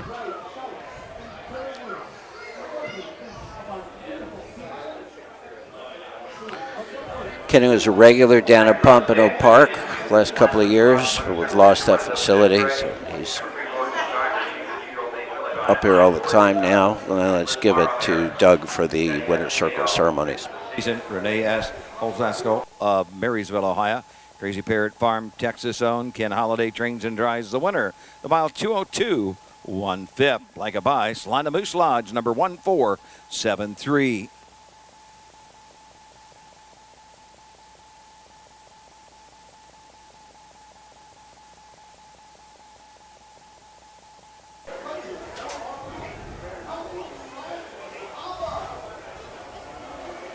I love this 2-blanket thing. That's nice. I think that's awesome. That's really great. We're able to get that many sponsors. That's awesome. The second place blanket here, sponsored by the Marion County Harness Horse Association. Barley Burlesque 4, the 3, Gorgeous Ivory, the winner. 4, She's a Dancing Fool, 2-5, Super Michelle 5. Winning time 2:02, 1/5. 30-2 1:02, 132 and 4. Top down 3, 4, 1, 2, 5 on the bottom. 6th race is next. We're going to scratch the 2, Ballard Einstein. Scratch number 2, Ballard Einstein. Win place show, Quinella Exacta and Trifecta Wagering on the 6. Scratch the 2, Ballard Einstein. The 6th race will be coming up. 2-year-old Colt Pace, first of 2 divisions with 1 scratch. Ballard Einstein, and we will give you the details on the 6th right after we come back from these messages. When you need supplies for your horse, one name stands out: Big D's. Since 1974, Big D's Tack and Vet Supply has been the equine experts you can trust. Whatever your horse needs is available at Big D's Tack and Vet Supply. Visit the retail outlet in Streetsboro, Ohio, or order online at bigdweb.com. Most orders shipped that day, or call 1-800-321-2142. Big D's Tack and Vet Supply. Cool Winds Farm in Lima, Ohio wants to thank all the breeders that supported our popular stallions, including new trotting sire Play Tricks on Me. Cool Winds also stands proven sire Mr. Apples in the great state of Ohio. Randy and Kim Haynes also stand the only full brother to Some Beach Somewhere, Bring on the Beach, sire of Heart of Chewbacca. Visit the Cool Winds consignment at the Ohio Selected Jug Sale at Pickaway Ag Center on Friday, September 15th. With more than 300,000 horses in Ohio, the economic impact of the equine industry in the state is over $2.8 billion. Much of that value comes from standardbred horse owners, breeders, trainers, and drivers who participate in the sport of harness racing. The mission of the Ohio Harness Horsemen's Association is to preserve, protect, promote, and serve the entire standardbred industry in Ohio and beyond. To learn more about the Ohio Harness Horsemen's Association, go to ohha.com. That's ohha.com. Just taking a look at the lineup for fairs over the next couple of weeks. We encourage everybody to try to make it out, support your local county fair, whether it's 4-H, concessions, food, T-shirts, horse racing, whatever it is. It's always a very pleasant experience. Napoleon the next couple of days, Rock Springs towards the end of the week. Let's see here. On Saturday, I don't see anything until Monday in Lima and Wellington, 22nd. Hicksville, Woodsfield. Oh, I'm in Lima on the 22nd. I'm assuming I'll be with you then, Matt. Lima. I think I am doing Lima both days. I don't know, man. Jethro Tull is playing in Cincinnati that night, so I got some friends coming up from Lexington. They're going to catch that. Greenville next week, Wednesday and Thursday, and they have 4 days out there, I thought. There is. One day is mainly overnights. The Arnie Elmerhurst, I believe, is going for 20 this year, 20,000, and the Gene Regal now 35,000. Wow. And a possibility from Don Tiger himself that Charlie May could possibly be in the Regal. They're looking at the Jim Ewart at Scioto as the race that they're, in his words, he had that circled on his calendar. So he's going to need just a tightener somewhere. He thought maybe, show him off at the fair. Yeah. Everybody loves that horse. And Oh, Don Tiger wants to see him, so he'd like to take him there. He raced last year there, finished third, but Is that right? It was a tough race. It's a tough field of horses for the county fair. For him to finish third at anything is a tough race. Yeah, you're not kidding. Wow. And then he said possibly, just drop him in the open or something at Scioto, but I hope he makes it out to the Great Dark County Fair. I think it'll, obviously depend on weather and make sure the track's good and stuff like that. But I'd love to see him out there. And the crowd always follows Don. Yep. And Charlie. And Charlie May.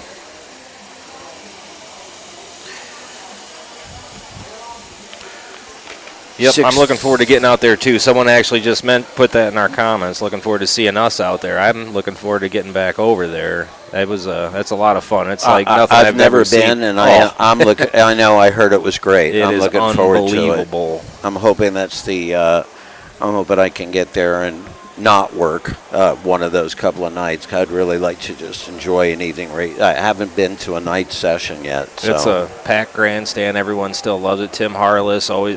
He's going to do 4 days of racing, going for until the end of time, as long as he's there. It's a huge deal for the community. Everyone comes out. Everyone loves it. It's just a good time.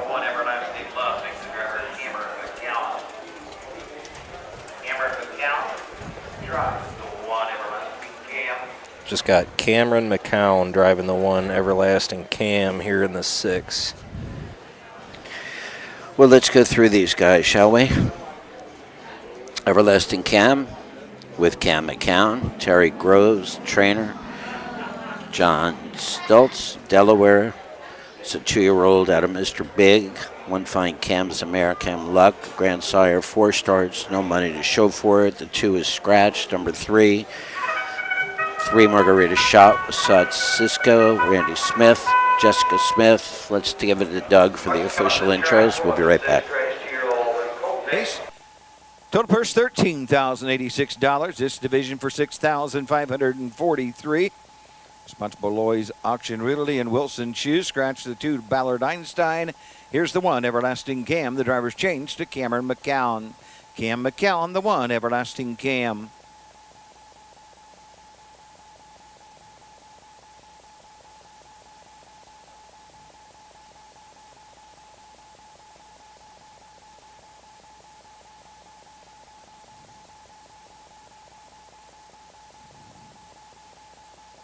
Number 3 Margarita Shot. Driver's change, Brandon Bates. Brandon Bates drives the 3. 5, Flash Miel, Hank Levan. 6, Ball of Terror, David Ward in the sulky. And out.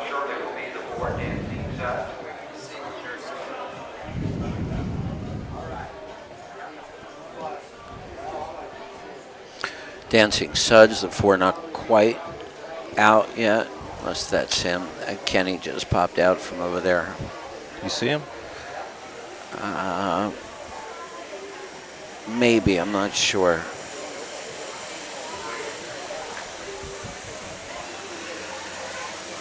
But he'll be here. 3 Margarita Shot, the 3 Brandon Bates, now catch driving for Scotty Cisco. Will drive for the Smiths. 5 starts, 1 second, 1 third. Dancing Suds, Kenny Holiday is the trainer. Owners are the Householders from Delaware. 9 starts this year, 5 times in the money. Mark 201 and 2 at Wilmington. Dancing Suds is Dancing Yankee Colt. Under the Mayor Cypress Hill Suds by 50%. Number 5, Flash Me L. Hank Levan for Hank Levan. Rosemary Levan.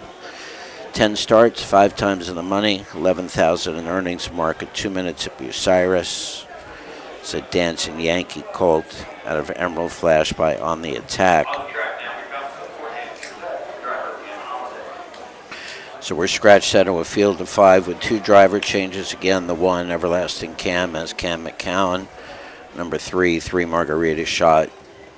Brandon Bates picks up the drive for Randy Smith. Okay. Mike Webkenberg said that Scott Cisco is heading to Troy right now. So that's why Brandon Bates, he's also watching. Oh. I just saw that he's tuned in here, or listening, I'm sure, if he's driving. Checking to see how this horse does. Safe travels, young man. Safe travels. And good luck over in Troy. Absolutely.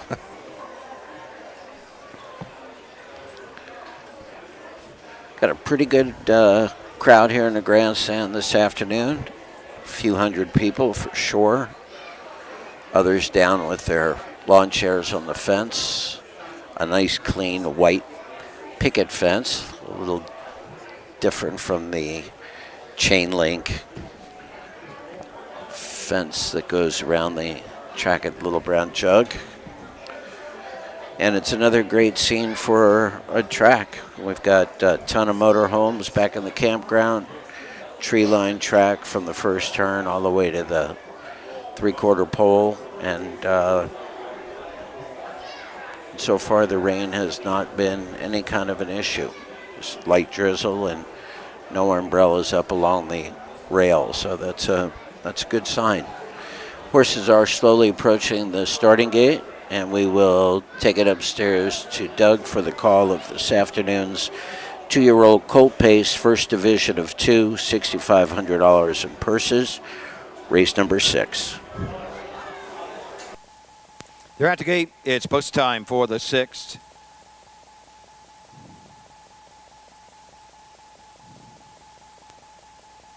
Two-year-old Colt Pacers field of 5 for $6,543.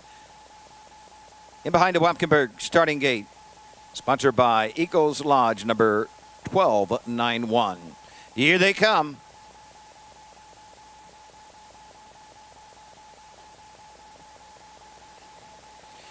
And they're off. 3 Margarita Shot goes for the lead. Flash Miel on the outside. Dancing Suds comes out in 3rd. Everlasting Cam is 4th. And the early trailer is Ball of Terror. Field of 5. Two-year-old Colt Pacers make their way to the opening 8th. The new leader between calls. Flash Miel has grabbed the lead and leads it by 2 up the backside. 3 Margarita Shot is next. Then it's a break of 5 to Dancing Suds. Another 2 to Everlasting Cam and a length and a half to Ball of Tear, who is the trader. They're in straight alignment at the opening quarter. Flash Miel has the lead by 2 into the turn. 3 Margarita Shot is second. Third, Dancing Suds. Everlasting Cam fourth. Ball of Tear trails fifth. 29 and a fifth as they race into the lane the first time and come to the half. Flash Miel shows the way right there in his back. Brandon Bates with 3 Margarita Shot racing third. Dancing Suds as they come to the half. Everlasting Cam next in fourth. Ball of Tear trails the field fifth. They're halfway home with Flash Miel on the front end. Halfway home, 59 and a fifth. Racing second, 3 Margarita Shot around the turn. Dancing Suds moving to the outside. Everlasting Cam fourth. Ball of Tear fifth. Across the backside of the 3/4 they go. The leader, Flash Miel, but here comes 3 Margarita Shot to the outside. A little Skeppy on the outside. Dancing Suds third, moving to the outside. Ball of Tear, the inside is Everlasting Cam, and right to the front after that misstep is 3 Margarita Shot. Ball of Tear joins the chase on the outside of 3 Margarita Shot. Third into the turn, Flash Miel, 3/4, 140. They're at the top of the stretch with an 1/8 of a mile to pace. 3 Margarita Shot turns for home, leading Ball of Tear by 5. Racing second is Flash Miel. Coming to the line, Brandon Bates, and 3 Margarita Shot. Home second, Ball of Tear, finishing third, Flash Miel.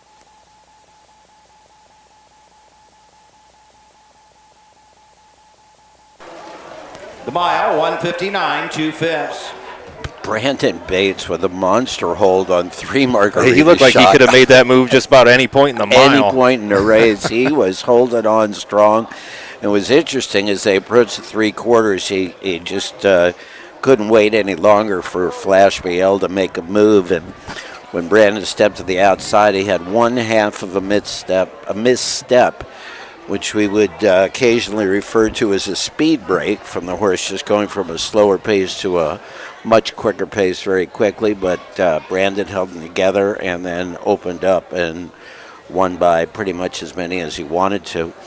3, 6, 5, 4, 1 unofficially. 3 Margarita Shot. A 6 Ball of Terror with a nice late move. Flash Miel holds on for third. Dancing Suds fourth, and Everlasting Cam brings up the field. I have it as 3, 6, 5, 4, 1. Well, I'm thinking Scott Cisco wishes he could have stayed for maybe one more race. Yeah.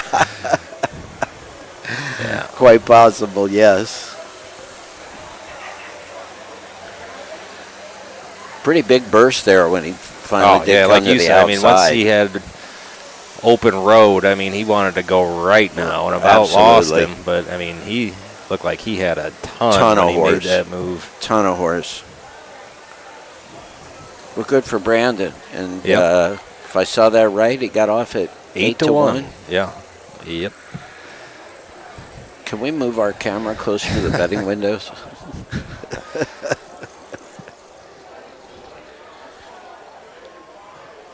Brandon Bates making his way back around the winner's circle. Moose Lodge Winner's Circle. Here's your one of the 6th race. Second division 2-year-old Colt Pace for $6,543. Number 3 Margarita Shot. The 2-year-old Bay Go to Son of Pet Rock out of the Real Desire mare. Real Love, Jessica Smith. Xenia, Ohio owns. Randy Smith trains. Brandon Bates drives the winner of the mile, 1:59, 2/5. This race sponsored by Loy Auction and Realty. The fastest of the 2 division will receive the blanket by Wilson Shoes. That coming in the second race, the 4 Rock the Hill.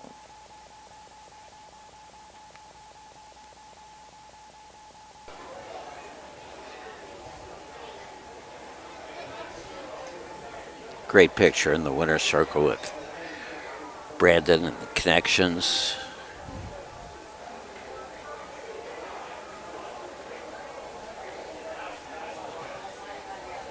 get a final time, Matt? Did you hear? No. Results There are we official for the 6 to Bowen Everlasting Cam 5. 2 a scratch, 3 Margarita shot the winner. The 4 Dancing Suds 4. 5 Flash Meal 3. The 6 Ball of Tear 2. 159 2/5. 29 and a fifth. 59 and 1. 130. 5 scratch 1. 4 3. 2 on the bottom. 7th race coming up in about 8 minutes. Field of 3. Win and exacta only. Win and exacta. 7th and 8th race will be a mid-double. In the 8th, the one. A mid-double, 159 and 2, 29 and 1, 59 and 1, 130, 159 and 2. I think Hank set up the fractions really well for 3 Margarita shot and Brandon Bates. And we're going to be back with a 3-year-old colt trot featuring 3 horses, 1 field, $10,500 purse. Back for the 7th in just a couple of seconds. The thrill and excitement of Grand Circuit Racing returns to the Delaware County Fairgrounds. Make plans now to attend the 77th Little Brown Jug. You win the Little Brown Jug! Little Brown Jug Week starts Sunday, September the 18th with the 77th Little Brown Jug Thursday the 22nd. Visit littlebrownjug.com or call 1-800-DEL-FAIR for ticket information. Be there! For over 50 years, Midland Acres has provided top-quality Ohio-bred colts and fillies. As a third-generation farm with 500 acres of pasture for breeding to boarding and on-site veterinarian care, we understand the importance of delivering well-cared-for and well-mannered yearlings. Get in the winner's circle with the yearlings by Fear the Dragon, Yankee Cruiser, Pet Rock, Long Tom, and Bit of a Legend. Midland Acres, doing our best to bring you the best.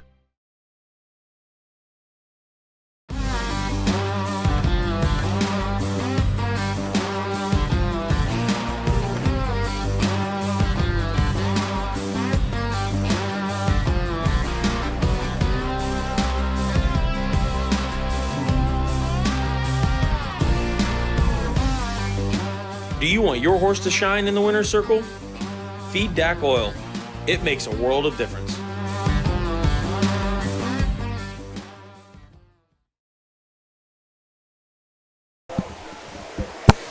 I was a tight ass. I didn't get a program. Yep, we're back. Thank you, sir. Really good crowd up here. Put your... Oh, yeah, we need that, right. There we go. Hello, there folks. Sorry about that. Yeah, they're still filing in, it seems like, here in the grandstand. Absolutely are. We are, well, when they hit the half mile on this race, we'll be halfway on the program. So if you're up in the area, we'll probably be here for another 7 races, hour and a half to 2 hours, depending on pace. I wish we had some photo finishes today, but we had one for second place and the third, but the horses that are winning at the top of the stretch, or leading at the top of the stretch, have come on to win each race so far. It's starting to cool off a little bit out here, but again, the rain has held off. This next race coming up is a 3-year-old trot. Ohio Harness Horse Association, proud to have contributed $8,000 of the $10,000 purse for this field of 3-year-olds. Number 1 is Zavion. Hank Levan, stirrups for Jason Brewer. Kathy and Sherry Gorby of Huntsville, Ohio. Good afternoon. 14 starts, no wins, no seconds, 4 third-place finishes, and $9,300 in earnings. Been racing at all the big money fairs, all $10,000 races plus. Let's let Doug do the 3-horse intro and come back with details on the other 2. First place finisher will receive the blanket by Stoneco Incorporated. Second place, Mercer County Republican blanket. Field of 3, 1 Xavier. Hank Levan driving. Number 2, Rose Run Yakum with Emmanuel Miller. 3 is Amaretta's Andy. Kevin Snyder in the sulky. Win exacta. on the 7th, along with a daily double on 7 and 8. In the 8th, the 1 Jimmy L. On the medication Lasix, Hank Levan drives the 1, Jimmy L. Drew Neal to drive the 3, Doo-Wop Bobby. 3 minutes to post. Number 2, this race, Rose Run Yaquim, Chris Beaver's horse, owned by Beaver and others out of Wilmington, Ohio. 20 starts, 11 in the money, 8 second place finishes there, earnings of $29,000. And number 3 is Amaretta's Andy, Kevin Snyder for Kim Daly. 12 starts this year, 2 first and 2 second place finishes. Amaretta's Andy is by and away. We go out of the mare Amaretta Delight by Tom Ridge. Rose Run Yaquim is at a Triumphant Caviar. Mare is Incredible Fortuna by Credit Winner. And Zavion from the Rail.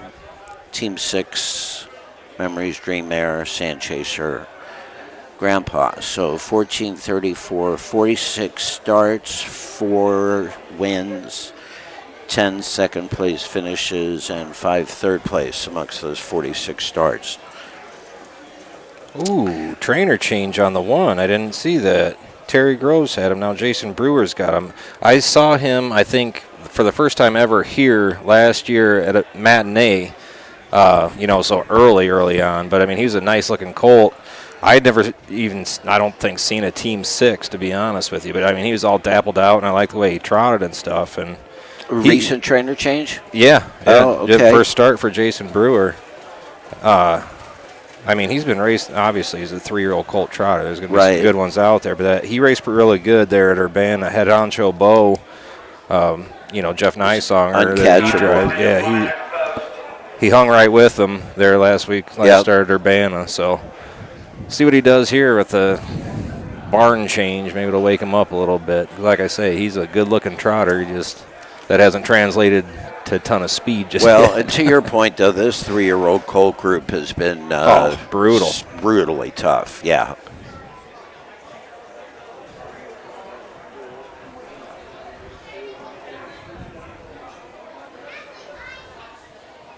It doesn't feel like August.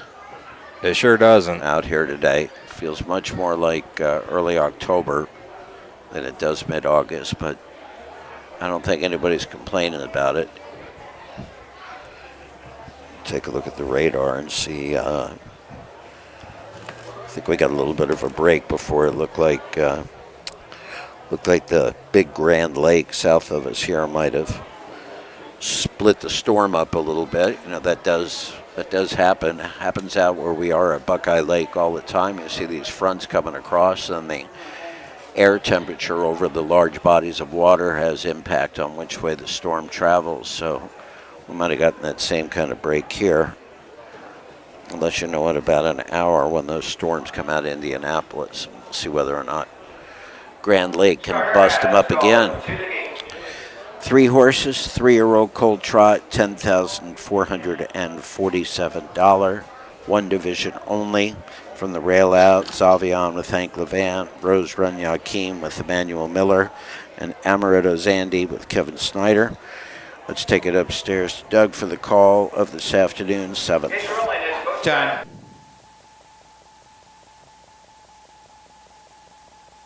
Three-year-old colt trotters, just a field of 3. All in behind. The Mike Wepkenberg starting gate, sponsored by Eagles Lodge, number 1291. Here they come.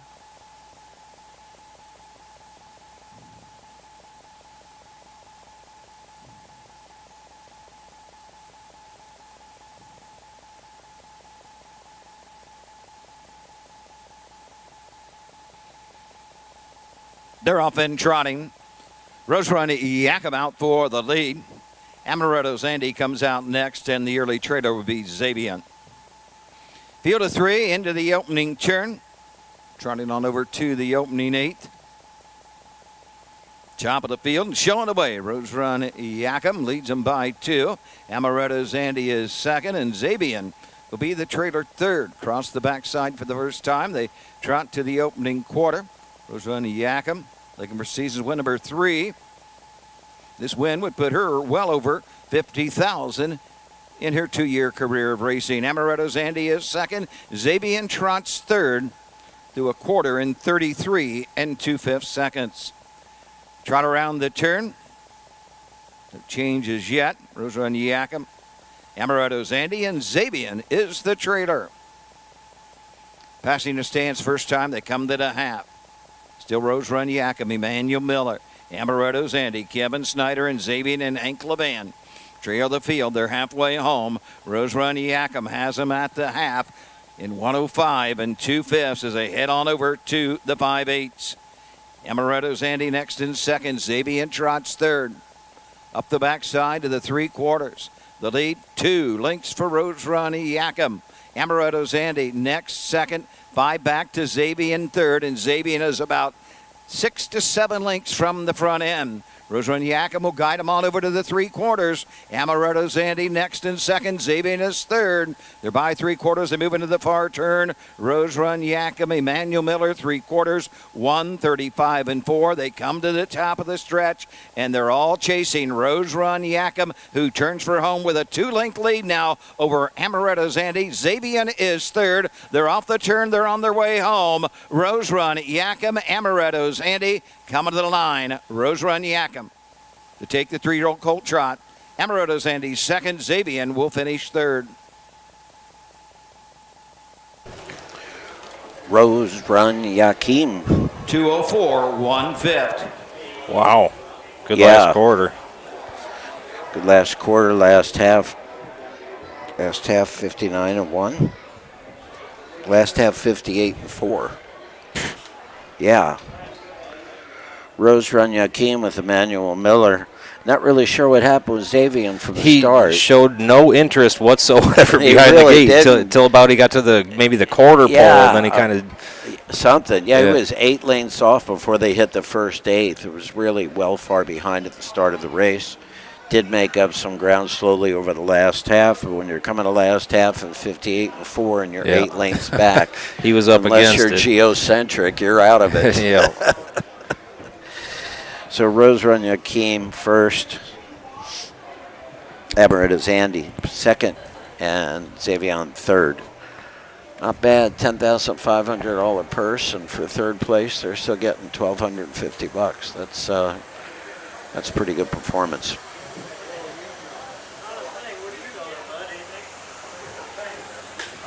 A lot of horsemen in the crowd here at the grandstand today. 7th. 3-year-old colt trot, Ohio Colt Racing Association for $10,447. The 2, Rose Run Yakum. 3-year-old Big of the Son of Traffic Caviar, the credit winner mare, Incredible Fortuna. Third of the season for the winner is Ombasy Beaver, Radnor, Ohio. T. Holman, Jay Burnett, and S.Z. Hander. Chris Beaver trains. Emmanuel Miller drives the winner, the mile, 2:04 1/5. Blanket by Stoneco Incorporated.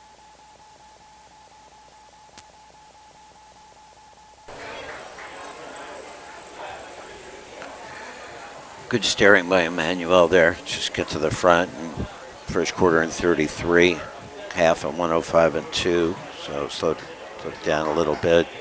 3/4 at 35 4. So it's a 30 2 third quarter, and then 2:04 1 for a final score. Great late kick there for the back half. Enough finishing to second. Hold Second off place blanket Amaretto's this race Andy. by Mercer County Republicans. We'll go to the 3. That's the second Here's place the blanket finish, Kim the Daly's got now. 183, 2 Rose Run Yakum, the winner. The 3 Amaretto's Andy 2. 33 2, 105 2, 135 4. Winning time 2:04 1/5. 3-1-2 on the bottom.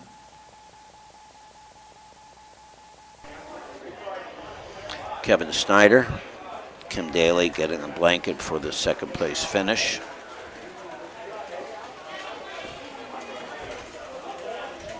These races next is coming up in about 10 minutes. Win the late show, what Alex 10 minutes till the 8th. I think we've done enough of a top down on those 3 horses.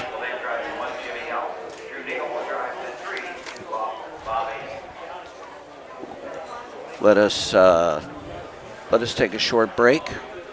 Again, you're watching Harness Racing from Celina, Ohio, sponsored by the Ohio Harness Horse Association.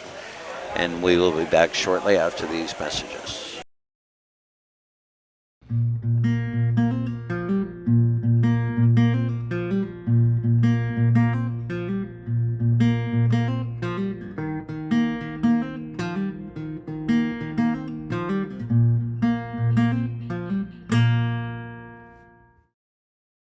The first ever Mercer County Fair was held in October of 1852. Admission cost was 25 cents for the one-day event. Reports say competition was light, so no premiums were rewarded to exhibitors. Small fairs were attempted for the next 3 years, but lack of interest and support led the Mercer County Fair to take a decade-long hiatus. Thankfully, in 1868, the local agricultural society reorganized, announcing that the Mercer County Fair would return bigger and better than ever before. The fair moved to Celina and extended to 3 days. The event would become annual from that year forward. Just before the turn of the 20th century, the present fairgrounds was purchased by the society. Quickly, a first-class regulation track and grandstand were built to keep up with public demand for harness racing. In time, a horse barn was built to provide year-round training. In 1909, the world champion pacer Dan Patch even visited the Mercer County Fair. Today, the Mercer County Fair is a member of the Ohio Colt Racing Association and hosts 2 days of live-action harness racing.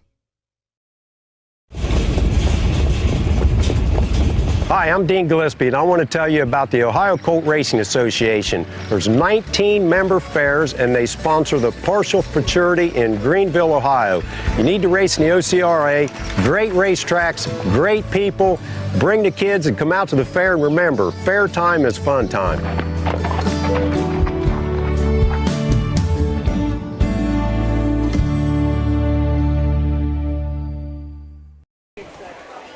Fair time is fun time. Do make it out to one of your fairs. If you listening to the young lady that was telling us a little about the history here, the first fair in the county was in 1852, cost 25 cents for admission. In 1868, they moved here to Celina. Turn of the century, the fairgrounds track was purchased, built, barns for year-round training, a really, really nice facility, and a super crowd out here on a Monday afternoon in August. Let's take a look at the horses coming up for this afternoon's 8th race. This is a 3-year-old Colt Pace, purse of $5,949. Number 1 is Jimmy L. Jimmy L will be driven by Hank Levan. This is a Racing Hill Colt out of Natural Paradise by Western Ideal, owned by the Levan Stables. 18 starts this year, just 1 win and 1 third-place finish. Number 2, Pound the Rock.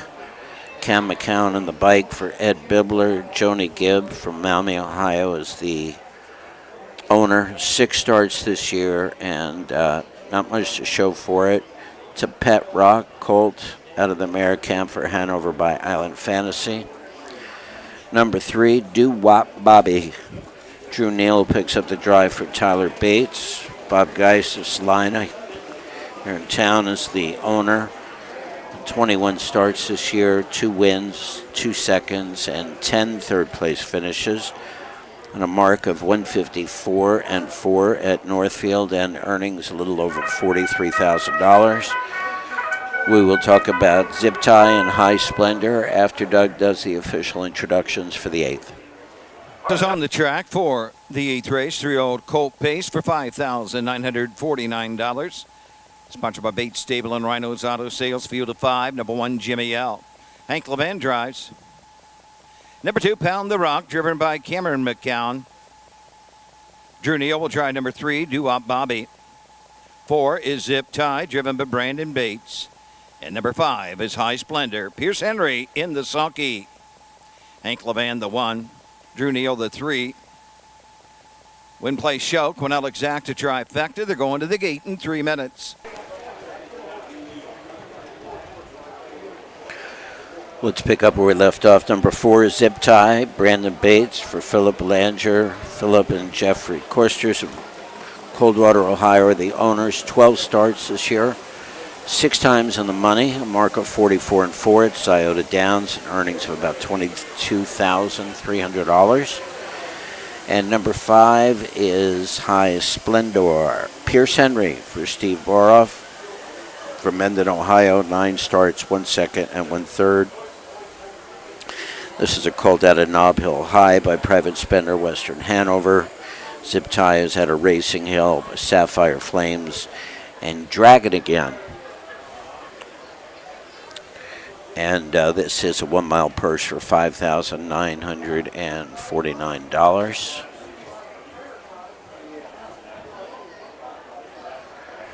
And the skies are almost looking a little bit lighter to the west. Yeah, not looking bad at all right now. Nope. We are just over halfway through our late afternoon program.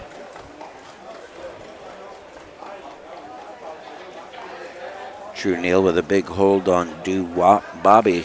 He was rolling him down the back stretch. Yeah, he might have had him fired up a little bit. It looks like he can leave in a little anyway, but I don't think there's any doubt about it tonight. Is he 25-1? Am I seeing that right down there, or is it 2-5? So it's 2-5. Okay, yep. Good. Then I don't have to run anywhere. Hope you're enjoying the races this afternoon. It is our intent to provide you with a lot of information, a lot of localization going on here. It's always nice when we're in a specific town and the owner's name pops up that's here, because you know that he's probably got family and friends and something they've been looking forward to for a year since the last one. As I travel around to a lot of the fairs both here in Ohio and in Kentucky, I think one of the nicest things that comes out of it is being able to see the depth of the local involvement and the generational aspect that goes along with our industry. I mentioned a few weeks ago, had the opportunity to meet with the Conrad family in Indianapolis. Carson is the youngest, and he's an 18-year-old successful driver now over in Hoosier, whose great-great-great-grandfather was in the business in the late 1800s. Let's take it upstairs to Doug for this afternoon's 8th, the 3-year-old Colt Pace with a purse of $5,949. Jimmy L., Pound the Rock, Doo-Wop Bobby, Zip Tie, and High Splendor. 8th race, 3-year-old Colt Pace for $5,949.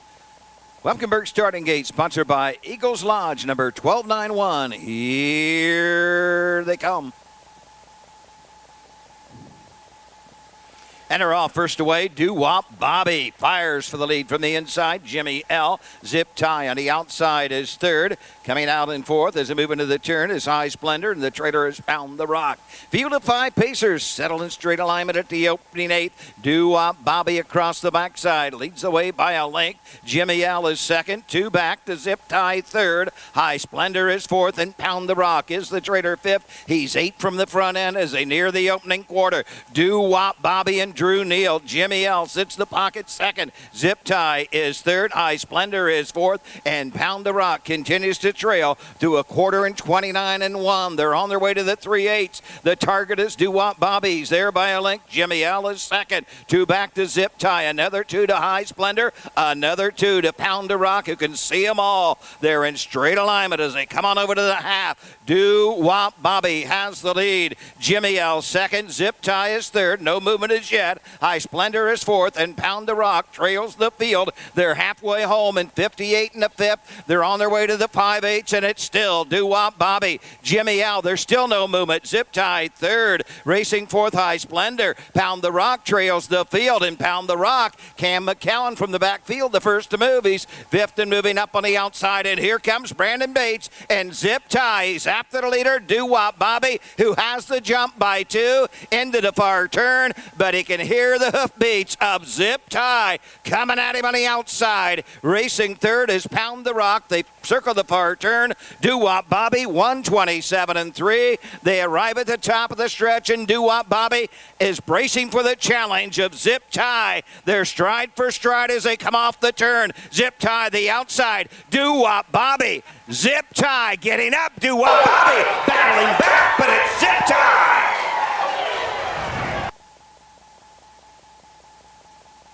$157, 1/5. Wow. They were smoking 157-1. Zip Tie with Brandon Bates. Pulls out of the 2-hole just before the 3/4 pole and just blows right by Doo-Wop Bobby. Great steer by Brandon. We have it as Zip Tie, number 4 is the winner. Doo-Wop Bobby second. With Drew Neal, Pound the Rock with Cameron McCown. Cameron made a big brush from last to third. High Splendor was 4th, and Jimmy L was 5th. Tucked him back in, braved him up a little bit there in the last turn, and then just absolutely blew the doors off. Yeah. I thought Drew was gone. Like, I mean, I thought he has a locked up winner at the 3/4 pole with nobody pulling on him. No right reins till past the 3/4 pole. Fractions might just have been a little bit too quick for him. 29-1, 58-1 for 29 second quarter, 29-2 for the third quarter, and 127-3, and then 157-1 coming home at 29-3. Pretty impressive. That was for $5,949.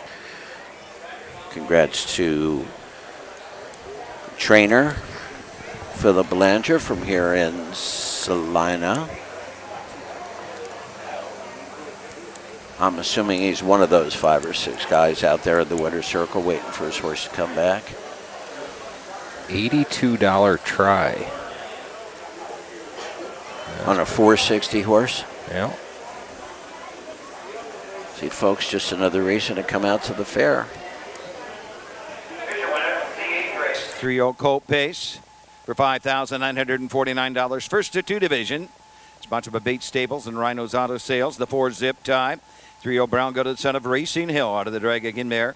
Sophia Flames, third of the season. Filet Belanger and Jeffrey Kesters of Celina and Coldwater own. Belanger trains. Brandon Bates drives the winner. 157, 1/5.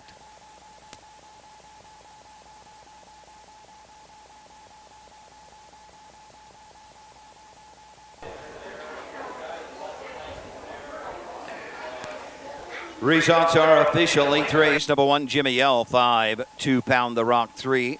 3, Doo-Wop Bobby, 2. The 4, Zip Tie, the winner. The 5, High Splendor, 4. 157-1, 29-5, 58-1, 127-3. Rechecking 5-3-2, 1-4 on the bottom. 9th race is next. It's coming up in about 10 minutes. You'll have Win Play Show, Quinella Exacta, and Trifecta. Note the entry, the 1, 1A, the 2. When we come back for the 9th, it's the Levan Trot with 4 horses from the Levans. And the next one, 2-year-old filly Trot, 1 division and a big purse, $11,482. And we'll be back with details on the horses for the 9th in just a moment. Own a little and love it a lot. TheStable.ca is an award-winning fractional ownership operation. Buy as little as 1% of a racehorse and experience 100% of the thrill.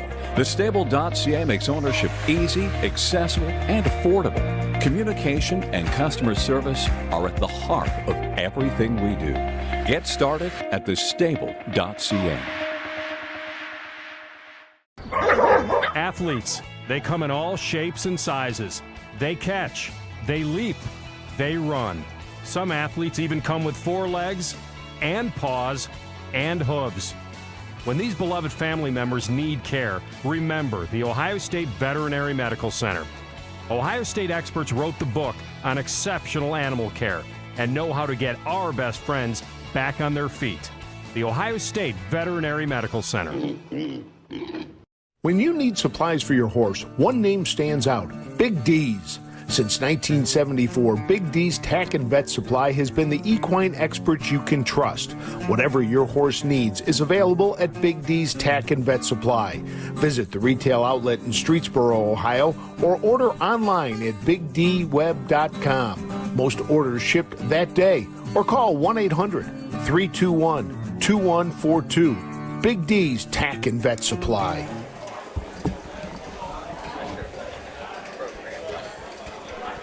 Well, these graphics are a mess. I knew there was an entry, but I didn't know. I just looked at, at the USTA entries on my phone, and that's how I make the graphics, and they had them listed in program order. I didn't know that there was going to be a 2 and 2A. I thought it was 1A, 1B, 1C. Maybe, I don't know.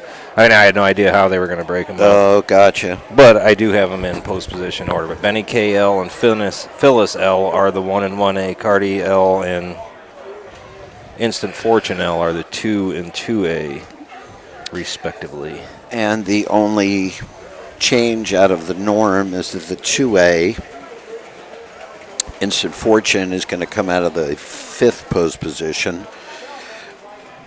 And David Myers' Piera Serenade, who was the 3 horse, is actually coming out of the 4th. Let's do a little rundown here of everybody. This is 2-year-old filly trot, purse for $11,400. Number 1 is Benny KL.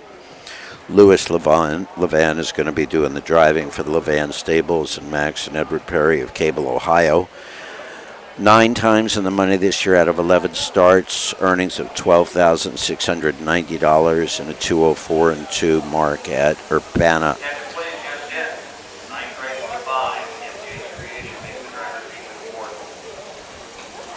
David Ward. Yeah. Late driver change there. Sorry about that. Horse 1A, Phyllis L. Here's Henry doing the driving. Hank Levan, the trainer. 12 starts this year, 3 wins, 6 second place finishes, earnings of $16,816.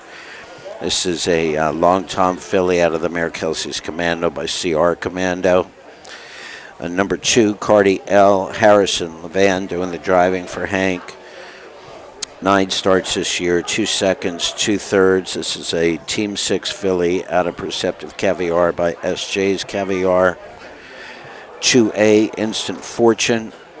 Hank Levan doing the driving on this one. 11 starts this year, 5 times in the winner's circle, 2 second place finishes, $16,000 in earnings. Is a What the Hill filly out of the Mare Outrageous Fortune by Andover Hall. It's a $12,000 purchase at the Lexington sale last year. Number 3, Pierre Serenade, David Myers for Theodore Gowron from Greenville. 6 starts, 4 wins, mark of 158, $26,000 in earnings. Give you the details on Champa Bay Hall at MJ's Creation right after Doug's introductions. Association 2-year-old filly trot for $11,482. Like it by Park National Bank, Line American Legion Post number 210. Field is 7. These are the horses. Number 1 is Benny KL. Leila Van drives the 1. The 1A, Phyllis L. Pierce Henry drives. Number 2, Cardi L with Harrison Levan. The 2A, Instant Fortune L. Hank Levan drives. 3, Pierre Serenade with David Myers. 4, Champa Bay Hall, Bruce Schmidt drives. And number 5, MJ's Creation, David Ward in her sulky. Note the 2 entries, Benny Watts, Benny KL. In the second part of that entry, the 1A, Phyllis L. That's the 2 Cardi L. The 2A, Instant Fortune L. Hello to Mr. Myrick and Marianne Polton. I saw they were watching. Loyal viewers. I'm sure we're going to lose some viewers here in the next 15-20 minutes or so when Troy starts up, hopefully. Well, why would they leave us for Troy? Well, I mean. Speaking of Mr. Myrick, who is in Margate, I believe, right? Yep. South Florida. 94 degrees here at about 10:30 this morning. They are just having a brutal summer in Florida this year. Let's pick up where we left off here. Number 4 is Champa Bay Hall. Bruce Schmidt holding the reins for Paul Sunderhouse. Owners are Greg Smith and Paul. 2 starts this year. Just 1/3 to show for it. She's a creatine baby out of Angela Hall by Tom Ridge. And number 5, MJ's Creation. David Ward picks up the drive for Brian George, owned by Brian, Manley, and McDaniel. 7 starts this year, no wins but a second and a third. Again, these are 2-year-old filly trotters. And with very few exceptions, I think there's just 2 horses here that have gone through all the races on the program without showing any breaks in stride, and that is both the 1 and the 1A. Again, that 1 Benny K with Louis Levan doing the driving this afternoon is 9 out of 11 in the money, and the 1A Phyllis, driven by Prince Henry, is 9 out of 12. So between those 2, you've got 18 out of 23 in the money by picking the 1 horse this afternoon, as you get 2 horses for 1 on the betting board. Well, that 4 is a good-looking filly. I just had to check her out. Bruce Schmidt, Champa Bay Hall. Yeah, creatine makes some beauties.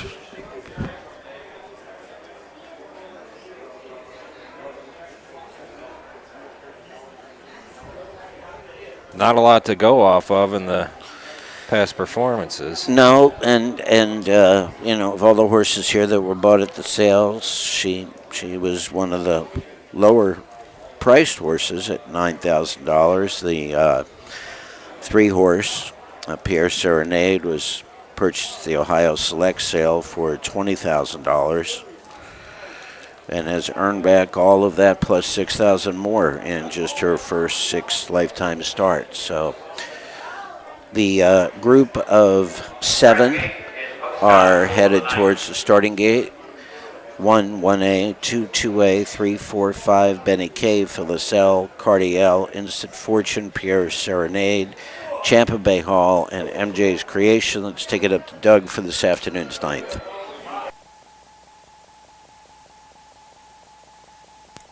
Field of 7 2-year-old filly trotters for $11,482. In behind the Mike Webkenberg starting gate, sponsored by Eagles Lodge, number 1291. Here they come.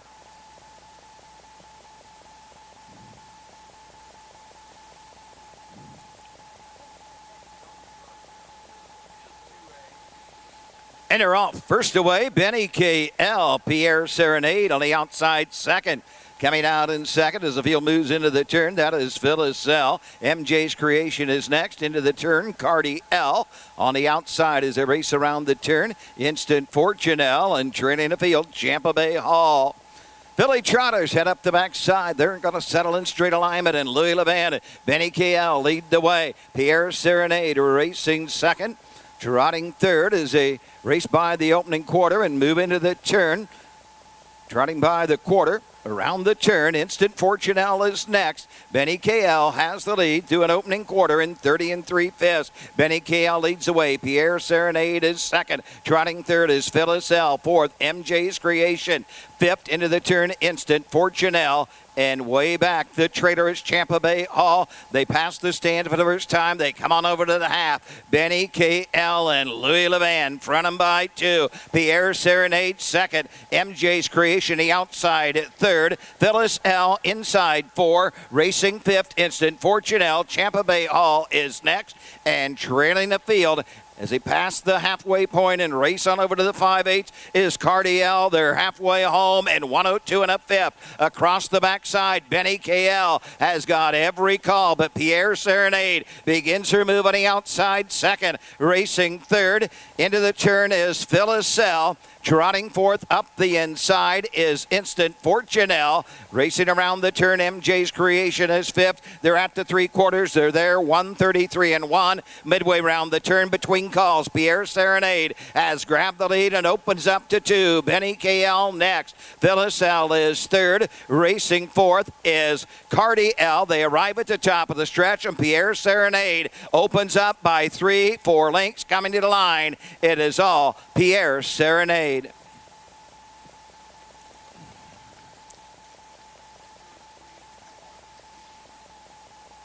Winning time, 2:03 4/5.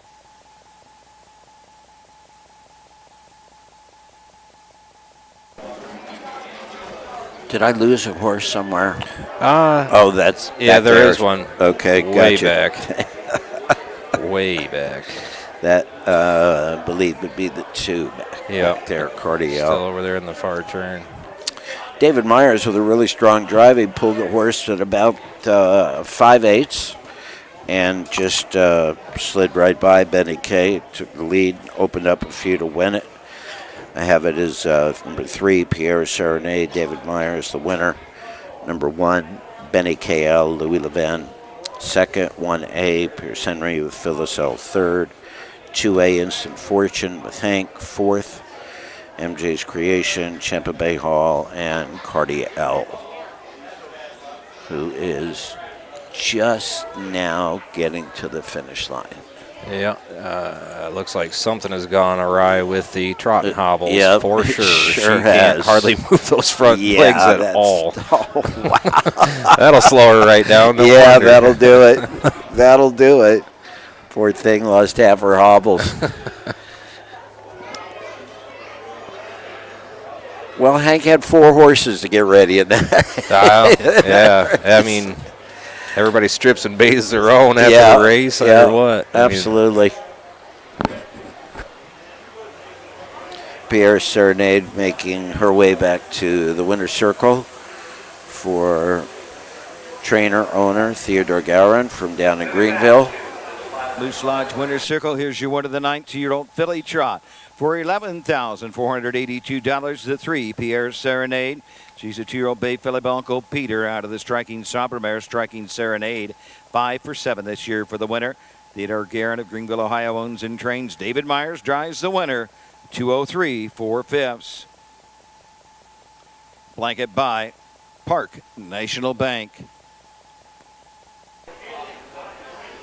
Again, a really good move by David Myers, pulling when he did just before the 3/4 pole to overcome Benny K.L., who had set some reasonable fractions, but not enough to be able to hold on. Once David decided it was time to go, he went.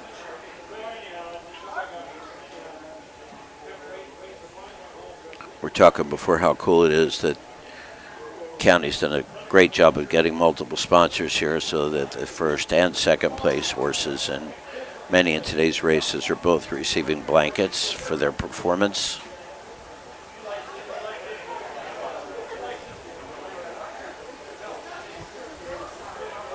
And I believe that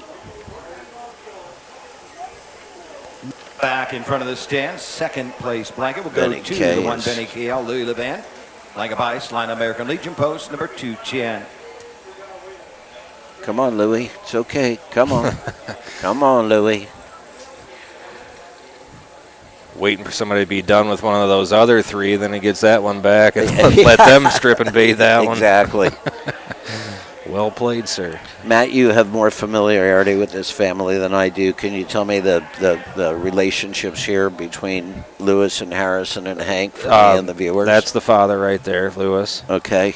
And then Hank and Harrison are The brothers. sons. Yep. See, and I remember the first time I met Hank, I introduced him because the grandfather was Herb. Yeah, and he was one of the coolest guys ever. I really that enjoyed right? talking to him. Yeah, he has a lot of obviously nice horses. Caramel Dumpling was one that I always remember, and it didn't end with L, but that was a really nice horse. I remember him from Scioto Downs back in the early 80s. Used to come down there quite a bit. Did we get Doug's rundown yet? No. I don't think so. No. I don't think there was any inquiries. Another favorite winner, $4.40 to win. Now your mutual payoff will pay off on 312. 312. Right. With the entry, 312, so be sure and check your tickets. Here's where they finish tonight. The There 1 we go. Benny KL2, 1A Phyllis L3, the 2 Cardi L7, the 2A Instant Fortune L4, the 3 Pierre Serenade, the winner, 4 Champa Bay Hall 6, the 5 MJ's Creation 5, 203 4 fifths, 30 and 3 fifths, 102 and 1, 133 and a fifth, top down 237 for 165 on the bottom. 10th race in about 10 minutes. Scratch the 4. Katie's Dream Girl. Scratch the 4. Katie's Dream Girl. Number 6, Nuclear Dragon. Make the driver Drew Neal. Drew Neal will drive the 6. Nuclear Dragon. Well, what? I got to call Frank and Susan. Apparently they're having some trouble down there, so we're going to go to commercial right now. You got it.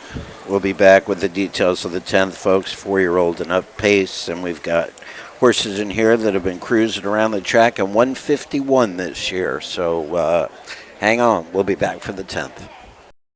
Cool Winds Farm in Lima, Ohio is a full-service standardbred breeding facility that specializes in stallion management.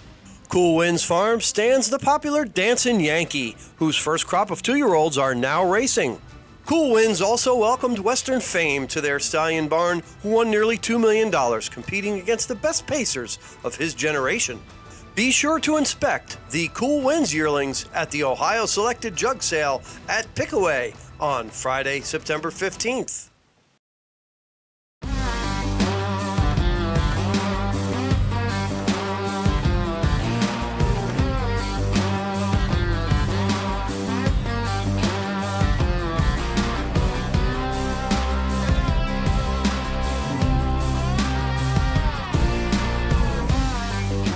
Do you want your horse to shine in the winner's circle? Feed DAC oil. It makes a world of difference.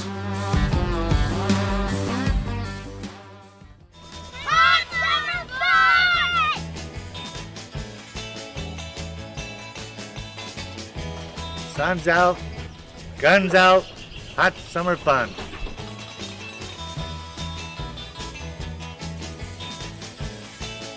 Hot summer fun. Hot summer fun.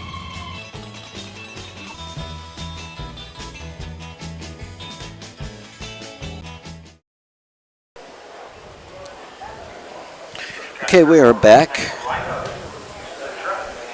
10th race is next here in Celina, Ohio. Good afternoon, everybody. Been blessed with a dry racetrack all afternoon. And we've got 4 more races. Let's go through them quickly. The 10th, 4-year-olds and up pace. This is the Signature Series. There are 2 divisions in the pace. This one is worth $3,100. Number 1 is Spectacular Rock. Cam McCown, Steve Livingston, and Halderman from New Paris, Ohio, the owners. 9 starts this year, 1 win, 1 second, 1/3, a mark of 53-3 over in Hoosier. This is a pet rock gelding out of Ballroom Princess by the great Presidential Ball, who had the misfortune of racing against Riyadh and Life Sign, the eventual winner, Little Brown Jug. It was one of the best Little Brown Jugs in the history of that race. If you have YouTube and know how to type, I would suggest that you type in Life Sign's Little Brown Jug and watch one of the greatest horse races that ever took place. Number 2 is Big Booty Rudy. David Ward. Thank you, folks. David Ward in the bike for Randy Smith. Jessica and Amelia Smith are the owners. 24 starts this year. 4 wins, 3 seconds, 2/3, $53,000 in earnings, and a mark of 151-2. Mount Vernon. He is a big, bad John boy out of the Mare Lima Daydream by Artscape. Number 3, 2 o'clock Johnny. Mark Laffin is the trainer for Randy Bond. And for Mark, Pierce Henry in the bike, 25 starts, 9 times in the money. Mark of 152 and a piece at Mount Vernon, earnings of $30,000. A Big Bad John out of the mare Real Ravishing by Real Desire. Number 4 is Scratch. Number 5 is JK's Champ. JK's Champ is going to be driven by Brandon Bates. Tyler Cook, the trainer. Robert Rodriguez of Versailles, Ohio, is the owner. 23 starts this year, 14 out of 23 in the money. This horse is shipping in from Massachusetts, Plain Ridge Park, where he had a mark of 151 and 1. And number 6, Nuclear Dragon, Jeff Neisinger for Jason Brewer and Tanya Nichols of London. 21 starts, 9 in the money, mark of 51, and we'll take it upstairs to Doug for the introduction of the horses.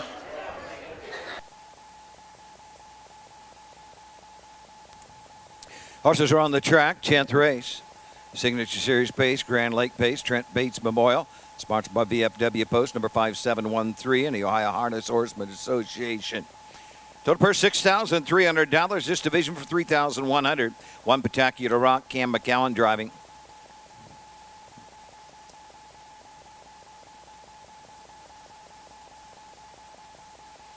Here's a 2, Big Booty Rudy with David Ward. 3, 2 o'clock, Johnny Pierce Henry drives. Number 4, Scratch. The 5, JK's Champ, Brandon Bates. Rounding out the field, here's the 6, Nuclear Dragon, Drew Neal in the sulky. Scratch to the 4, KK's Dream Girl, Win Play Show, Quinella, Exacta, and Trifecta. They go to the gate in 3 minutes. Love the breeding on the 5, by the way. JK's Champ out of JK and of Venera by the mare Infinite Desire, who is out of Jenna's Beach Boy. And that's your lineup for the 10th. Again, is 4-year-olds and up. The times here, we're going off of Brandon Bates' last 3 races with JK's Champ. 3 wins in a row, 55, 52, and 51. Well, the horse is put away and the money's been counted, and now we are joined by Rusty Voorhees. Congratulations, sir. Well, the horse is not quite put away, but he's resting comfortably. He looked awful good out there. Yes, he did. I was very tickled to win here at home and do Absolutely. good. Yep. It makes all the winter hard work worthwhile. Well, it also makes you have to pay for dinner for everybody, doesn't Well, it? I heard them talking about donuts down along the rail. That probably won't happen. That's true tomorrow morning, right? Yeah. Oh, yeah. We got a few days of fair. Maybe once the fair winds down, they can scratch up some day-old ones someplace. And I got into some of those hot dogs that the Mercer County Harness Horsemen's Association has for sale downstairs. I had the Coney dog, but it wasn't a Coney dog like I was expecting. It had the Sloppy Joe that is also an option on top of the hot dog. Right. And I never thought to do it like that before, but I don't know if I'll ever do it any other way now. That was amazing. With mustard? Oh, yeah. Oh, yeah. That's my ticket also. We're That's pretty me too. inventive up here in Mercer County. Make do with what we have.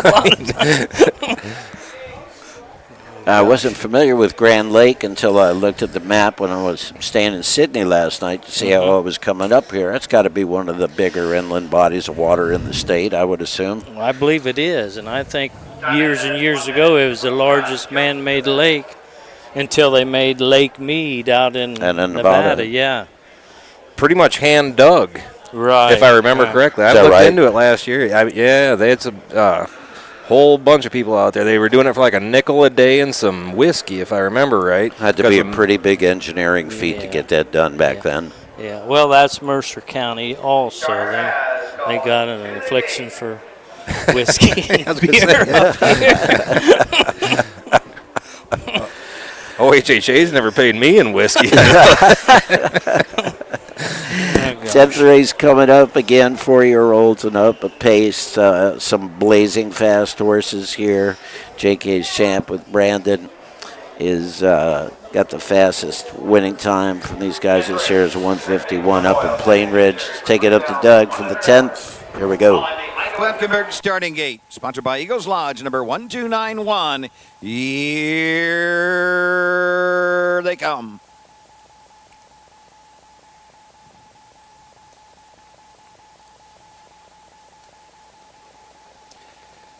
They're off and pacing for the lead. Big Booty Rudy to his outside is moving to the turn. JK's Champ will come out in second. Around the turn, racing between horses.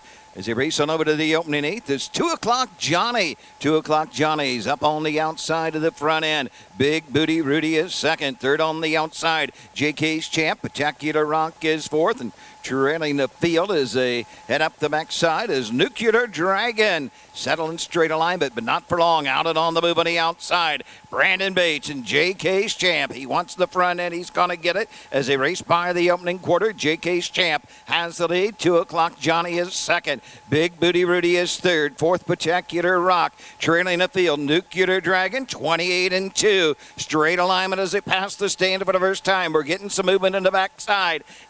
Out and on the move, Big Booty Rudy now second and moving up. Spectacular Rock moves to the outside. They're halfway home, and JK's Champ has the lead. Big Booty Rudy is second. Racing third, 2 o'clock Johnny. Spectacular Rock on the outside. Nuclear Dragon continues to trail. 59-2 for the half on to the 5/8, and across the backside they go, and they're all chasing. JK's Champ on the outside. Big Booty Rudy racing third. 2 o'clock Johnny. Fourth on the outside. Spectacular Rock. Nuclear Dragon to the inside is fifth. They near three quarters. Moving into the turn, JK's Champ has the lead. Big Booty Rudy on the outside. Nuclear Dragon shakes loose. 128 for three quarters. Midway round the far turn, JK's Champ with the lead. Big Booty Rudy on the outside. Nuclear Dragon is not fired yet. They're off the turn. Spectacular Rock is third. Down the stretch they come. It's JK's Champ coming at him on the outside. Big Booty Rudy coming to the line. JK's Champ. Brandon Bates, second winner of the night.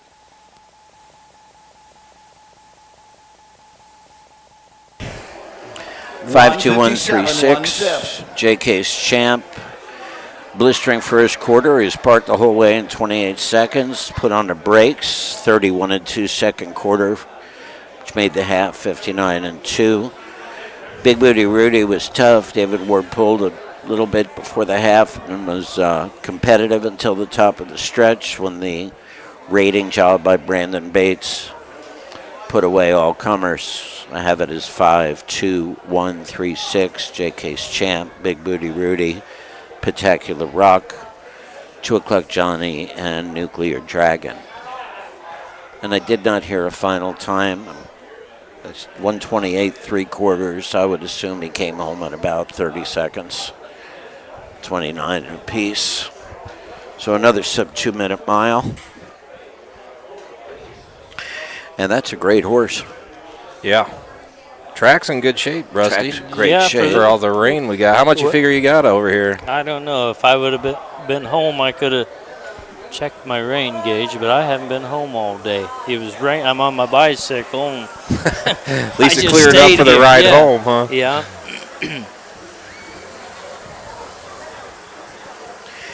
JK's Champ making his way back to the winner's circle. He's got a good-looking group down there waiting for a picture to be taken.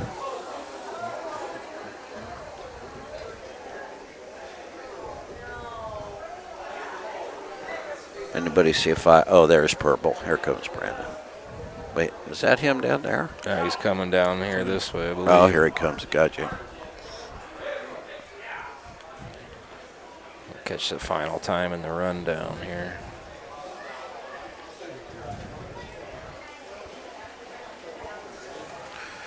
Very appreciative of the rain holding off all day today. It was threatening. It was north of us. It was south of us. And into this line of just the didn't slide get to circle, us. you're one of the 10th Signature Series Trent Bates Memorial. Sponsored by VFW, post number 5713. Here's the 5, JK's Champ, the 5-year-old bay goat, the son of End of an Era out of the Jenna's Beach Boy mare. Definite Desire. Robert Rodriguez for Sales Owned. Starter Cook Trains. Brandon Bates gets his second winning drive of the evening to mile 157, 1/5. Blanket by VFW post number 5713. Here's the way they finished the 10th. 1, Spectacular Rock 3. 2, Big Booty Rudy 2. 3, 2 o'clock Johnny 4. The 4 was scratched. 5, JK's Champ, the winner. 6, Nuclear Dragon 5, 157 and 1. 28 and 2, 59 and 2, 128. Rechecking 3, 2, 4, scratch 1, 5 on the bottom. 11th race next. It's up in about 10 minutes. The 2 Chasing Dragons will be driven by Drew Neal. Drew Neal will drive the 2 Chasing Dragons. That's a 57 and 4 back half, folks, for that win by JK's Champ with Brandon Bates. I knew they had to be going some. Big Booty Rudy is an awfully nice horse. I mean, he'll go past quite a few horses. Yeah, yeah, and he didn't get up there. Nope. Will we be back? Yeah, 11th coming up. 3 more races. 3-year-old Colt Pace, first division of 2, purse of $5,900, and we'll be back after these messages.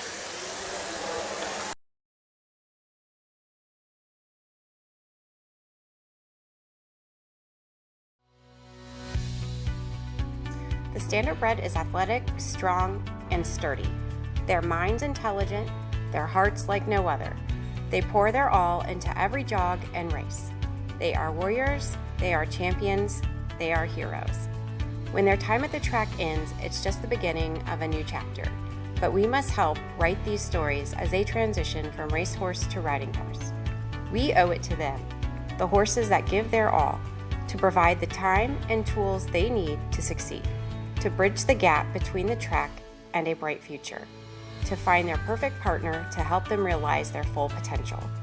Help us help Standardbreds beyond the track at newvocations.org. Buying or selling a racehorse? OnGate.com is your one-stop website. OnGate has changed the way racehorses are bought and sold. Easy-to-view listings makes it easy to find your next champion. Buy or sell at OnGate.com.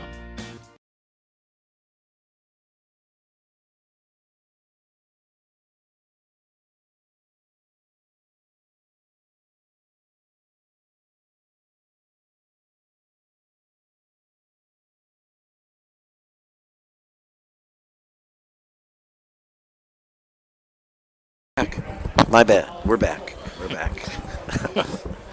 11th race coming up. 11th race coming up. This is a 3-year-old Colt Pace. We have 4 entries here. Number 1 is, I'm going to look at it before I say it, Cruising to Mount Carmel. Philip Belanger trains. Stuart McKenzie. Coppercliff, Ontario, Canada, with Brandon Bates in the bike. 6 starts, 1 first, 1 second. This is a Yankee Cruiser gelding out of the mare Too Frisky by Feelin' Frisky. Number 2, Chasing Dragons. Drew Neal picks up the drive for trainer Tyler Cook. Tyler, the Brandenburgs, and Bakers are the owners. 15 starts, 4 on the money, $10,000 in earnings. Market 201 at the Wilmington Fair. This is a Fear the Dragon colt out of the mare Make Mahal by 3rd straight. Number 3, the tide has turned. Mark St. Louis. Trainer Stacy Curry. This is a Down by the Seaside colt at a Crying Game by Badlands Hanover, owned by Thunder Racing Stables and Stacy Curry. And if that breeding sounds good to you, there's a good reason for it. This horse was a $100,000 purchase at the Ohio Select sale. That's Mark St. Louis Jr. on the bike. And number 4, Trooper L, Hank Levan. This is owned by Hank and the Demofo Racing Group. 22 starts, 12 times in the money. Earnings of a little over $31,000, a mark of 53-1 at Northfield. So looking at the program, it appears as though the 3 and the 4 should be very tough here, although if Brandon Bates gets a trip from the rail, wouldn't surprise me at all if he finds his way into the top 1, 2, or 3. So 11th race, 3 more coming this afternoon. Matt, you've known our guest longer than I have. By about, what, Rusty, maybe a year or so? Is that what it is? Probably last year. Yeah, I think 221, the matinee. Yep, I think matinee, you I'm guys- guessing, yep. Rusty, how long have you had horses? Oh gosh, I'm 65, and probably since a teenager, my folks, or dad, and myself, and had them all my life, and did them full time until a family came, and then kind of got part time or whatever. Turned it into a hobby. Exactly. Great. But yeah, now it's kind of a hobby too. Do you train here? Yes. You do? Yes, just Okay. have one horse, the one that raced tonight. Right. You use Bruce Schmidt to drive. Some people that haven't been around for a while might not know that name for sure. I know. Bruce Schmidt is the Jeff Nysonger of the 1980s and 90s. Oh, wow. Yeah. Well, that explains it perfectly for me. Yeah. I got it. Yeah. I got it. But I don't know when actually, he got into an accident at Raceway Park and hurt an elbow or wrist or something, and he just doesn't have the gripping power, so he's very careful on what he drives now. Yeah, he's, like I said, he was the king of the fairs for a long time back in the 80s and 90s. I'm sure he still loves being out here. Yeah. Race. 3-0 Colt Pace, second division for $5,949. Sponsored by Dominion Energy and Rhinos Auto Sales. These are the horses. Number 1 is Cruising to Mount Carmel. The driver, Brandon Bates. Number 2 is Chasing Dragons. Drew Neal drives. Mark St. Louis Jr. drives the 3. Tide has turned. Number 4, Trooper L. Hank Levan in the sulky. Field of 4, Win Exacta Trifecta. Go to the gate in 3 minutes. If I'm reading the board right, the 3-horse, the $100,000 3-year-old is even money, and the 4-horse Trooper L is 3 to 5. And again, between those two, they've got 34 starts and 20 times in the money, and earnings between the two of them over $60,000. So. And I like the one, Belange's horse. Are they still stabled out here, Rusty? Yeah. Belange's? Yep. Yeah, they've got anywhere, probably a dozen to 15, but that's a claiming organization, and 1 week they can have 8, and the next week 15. It's just depending what they have. Is that the biggest presence out here? Yes. It is. Yes, it is. How many folks are stabled up here year round, sir? Oh, probably a half a dozen or so, Okay. maybe, yeah. Well, it seems like a great facility. Yeah, I like the fact that the barns are so close to be able to get out. Yeah, I'll rate this track against any fair track around. Yeah, I mean, Greenville's an awful nice fair track, but well, just like this one, it rain started at 7:30 and quit about 1 o'clock, and here we are going to 157. Yeah, absolutely. Who does the majority of the track work out here? Do you guys kind of split it up? Yeah, it's kind of by whoever has a half hour to go jump in. And the Horseman Association own all the equipment. We own the water truck and the pickup. Not that one, actually. I wish we did. But that old red one that's parked around here someplace. Oh, back there. Yeah. The 8th pole. Yeah, that's the Horseman. That's your scraper. Yeah, so we don't have to get our own trucks all dirty and dusty. And Awesome. That's great. So how are sales going downstairs? Do you have any idea? You said you were down there for the concert. That was probably pretty good, right? Last night, yeah, it was Diamond Rio. I guess it wasn't all that great, but it wasn't long. They started singing at 6 p.m. and 7:15 they were done. So I kind of liked it because I was working. Yeah. I doubt if the powers that be was crazy about it. But. The horses are approaching the starting gate for the 3-year-old Colt Pace. Let's take it up to Doug for the 11th.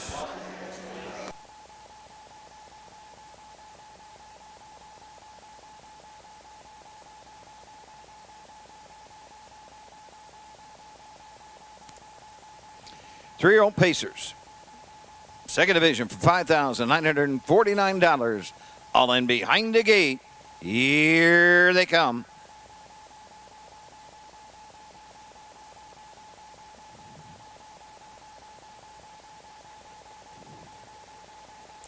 And they're off, sent right to the front end. Hyde has turned to the inside, cruising to Mount Carmel. Coming out in second is Chasing Dragons as they move into the turn. Trooper L will be the early trailer fourth. It's tied his turn, and Mark St. Louis Jr. leading the way as they head up the backside. Cruising to Mount Carmel will get the 2-hole trip. Racing next in third is Chasing Dragons, and the trailer is Trooper L. Front to back, they're separated by 5 lengths, and on the front end, Tide has turned.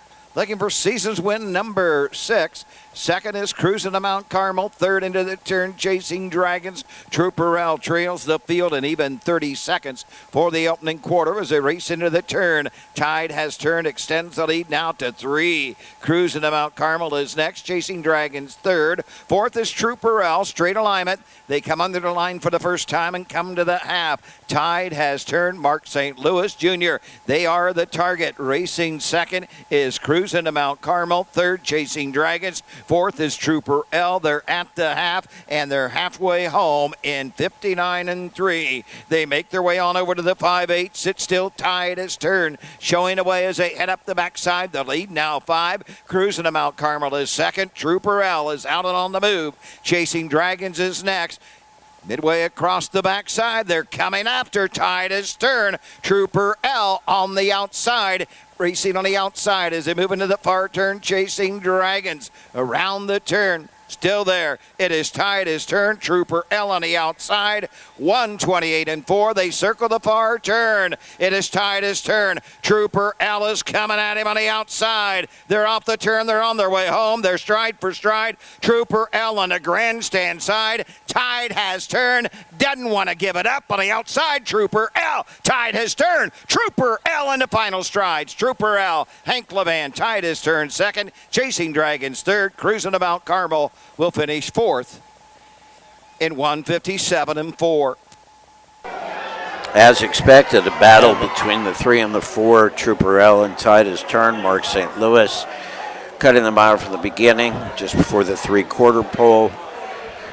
Trooper L pulls the outside from last, stayed close enough to be able to make a difference. 157-4. They came home in 58-1. Trooper L was about 4 lanes further back than that, so he came home at about 58 flat, and that was a really impressive win. Trooper L over Tide has turned, over Chasing Dragons, and then Cruising to Mount Carmel.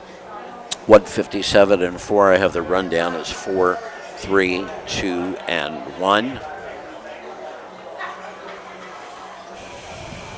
Pretty impressive, huh, guys? Yeah, I mean, Stacy Curry's horse sure didn't give it to him easy. That was about as tough a win as you can get. Both those horses didn't want to give an inch. A mark of 52-1 at Northfield earlier this year.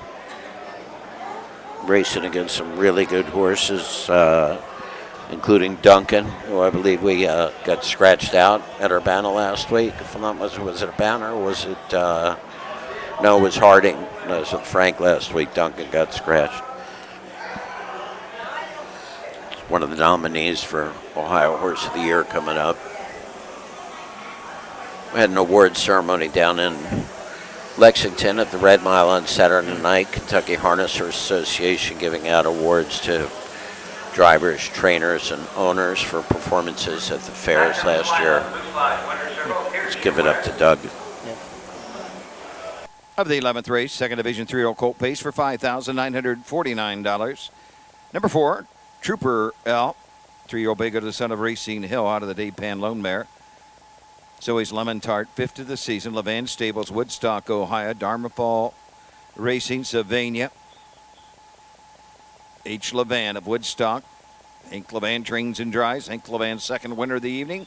157-4 for Trooper L.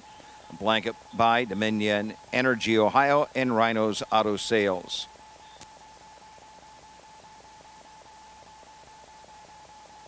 Results are official. Number 1, Cruising to Mount Carmel 4. 3 Chasing Dragons 3. The 3 tied his turn 2. The 4 Trooper L the winner, 157 4/5. 30 seconds, 59 and 3, 128 and 4. Rechecking 4, 3, 2, 1 on the bottom. 12th is next. It's coming up in about 10 minutes. Scratch the 3 Holton. Scratch number 3 Holton. Brandon Bates will drive the 5. It's a horse. Brandon Bates the 5. It's a horse. Win place exact. Quinella trifecta on the 12th.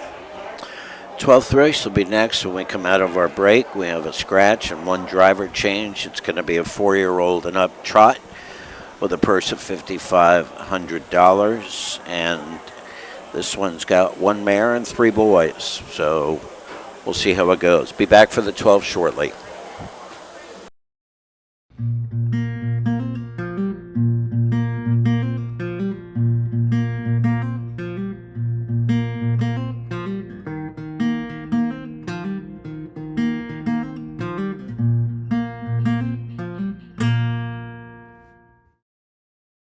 The first ever Mercer County Fair was held in October of 1852.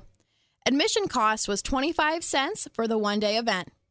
Reports say competition was light, so no premiums were rewarded to exhibitors.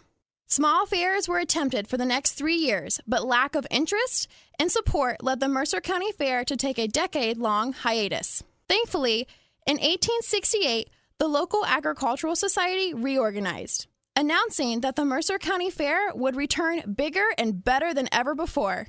The fair moved to Celina and extended to 3 days. The event would become annual from that year forward. Just before the turn of the 20th century, the present fairgrounds was purchased by the society. Quickly, a first-class regulation track and grandstand were built to keep up with public demand for harness racing. In time, a horse barn was built to provide year-round training. In 1909, the world champion pacer Dan Patch even visited the Mercer County Fair. Today, the Mercer County Fair is a member of the Ohio Colt Racing Association and hosts 2 days of live-action harness racing.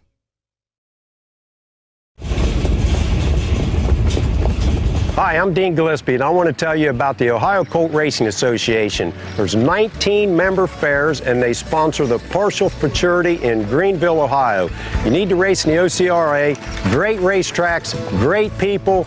Bring the kids and come out to the fair, and remember, fair time is fun time.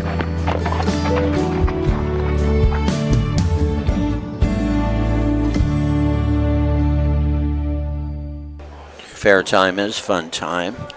We are back at Celina. Got 2 left. The 12th is coming up next. I was, whenever I go to a town for the first time, whether I'm visiting and staying over or whether I'm actually coming to a horse race, I like to do a little reading up on what's happened in that town before, and I was reading the history of the Celina racetrack here, and I read that Foiled Again, the richest harness horse and earnings of all time out of Ron Burke's stable, actually made a performance here a couple of years ago. Can you tell us anything about that event? Yeah, how that came to be, Paul Sunderhouse, who trains here and is a lifelong resident other than going around for his business, he knows the Burkes pretty well, and that old horse was just kind of, he wasn't on his last legs, but all his earning power was behind him. Right. So they just brought him around and raced, and he lost out here. Finished second, I think that track record at time of 154. Oh, it's the one that beat him? Yeah, and he might have even been worse than second. But, yeah, they brought him in here on the Burkes did, and the Weaver and I can't pronounce that one. Buscemi. Yeah, Buscemi. Thank you. You're welcome. They brought him in. They had a stall down there, an outdoor stall, and people so everybody could come by and see him. Oh, that's great. Picture-taking opportunity, and it actually kind of led off. I think he went on a kind of a farewell tour, went to Greenville next, but Celina kind of led the way up here. That's awesome. Yeah. It was a great horse. Yes, he was. Workhorse. And, every time I got questioned about why don't you just let him retire, they said the horse doesn't want to retire. Yeah. The horse just wants to keep racing. And some of them are like that. I'm sure you know that. Yeah. Yeah, some like of them I just said, love to go. Just time had kind of came gotten up there. on him. Yeah, It wasn't that he didn't have any earning power, but he just it was getting to be time to hang up the bridle. Right. Jason Hayes said about 1.25 inches here. Does that sound? That sounds about right. Every time I looked at the radar, it looked Yeah. like it was raining right over top of Celina. Yeah, that's about, and it wasn't a real, just a steady rain from 7:30 to 12:30 or 1.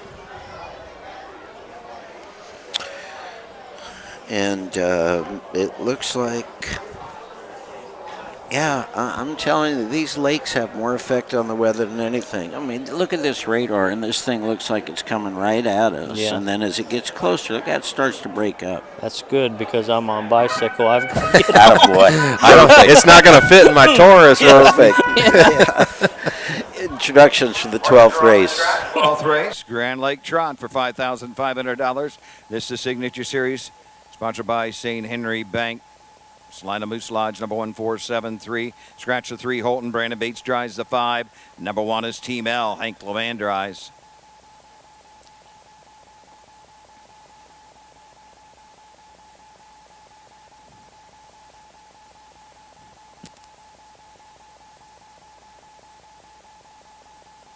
Number 2, 4 Wheeling with David Ward. 3 is Scratch. 4 Kiss Me Like a Stranger, Drew Neal. And number 5, It's a Horse, Brandon Bates in the sulky. Scratch number 3, Holton, win place. Zach Pinella trifecta going to the gate in just 3 minutes. Doug, just in the introduction, the 4 horse in this race is named Kiss Me Like a Stranger. On that note, a horse by the name of Tall Dark Stranger and a lady horse by the name of Kissin' in the Sand had a colt. And that baby will be, I guess she's just a couple of months old right now. So a couple of years from now, we'll be looking at some kind of combination between those horses. Let us take a look at the lineup here for the 12th Team L. Hank Levan has the rail. 30 starts this year, 9 times in the money at a mark of 56 at Northfield. Number 2, 4 Wheeling, David Ward. Philip Groves, owner and trainer from down in Sydney. 22 starts this year, 10 out of 22 in the money and a mark of 58 at Mount Vernon. The 3 Holton is Scratch. Number 4, Kiss Me Like a Stranger. Dan Krebehan, probably not pronouncing that right, apologies Dan.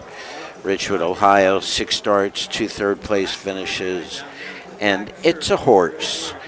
Brandon Bates gets the catch drive for Jason Brewer. Owner is Kirk Nichols from London, Ohio. 21 starts this year, 10 out of 21 in the money, $43,000 in earnings, and a mark of 154 and 1 at Pocono. These are 4-year-old and up trot Signature Series, 1 division only for a purse of $5,500. Got some What the Hills, full counts, wheeling and dealing. Team 6, less than a minute to post. Looks like Brandon Bates is the favorite at 3 to 5.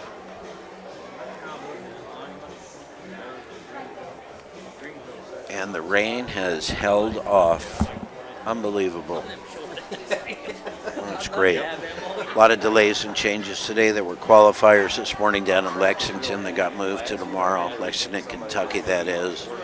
We mentioned earlier the Zanesville card was rained out this afternoon and moved to tomorrow. But we made it through perfectly fine here in Celina. And we have 4 horses with 1 scratch here in the 12th. Again, 4-year-olds and up, Signature Series trot. Purse of $5,500. There's just this one and 1 more afterwards. And let's take it upstairs to Doug for the call of this afternoon's 12th race.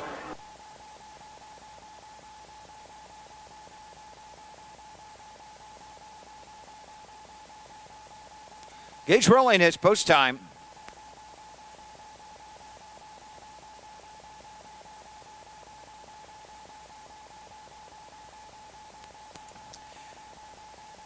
Grand Lake Trot Signature Series for $5,500 are all in behind the gate. Here they come.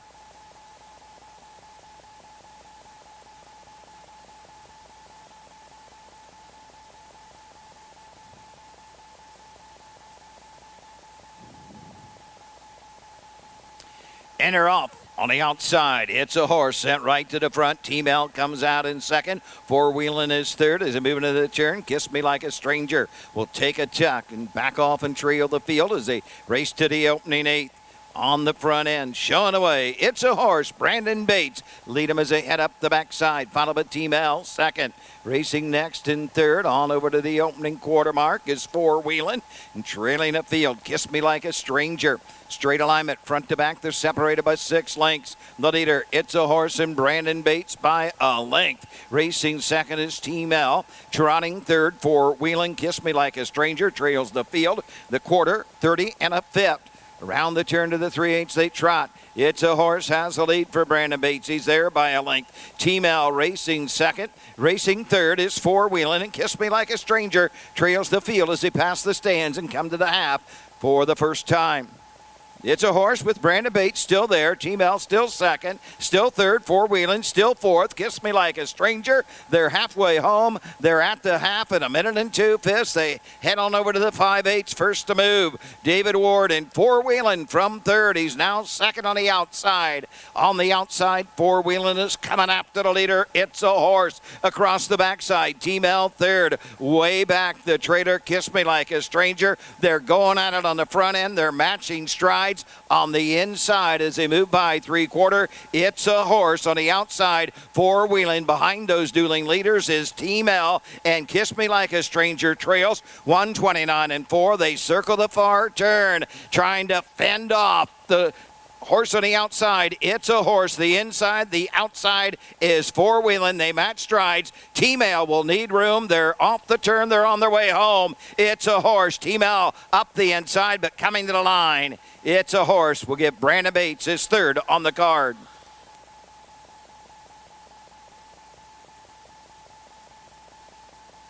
$159 4/5. 5124. It's a Horse. Brandon Bates. Triple wins today for Jason Brewer. Kirk Nichols. Is that 3 for Brandon or is that 4?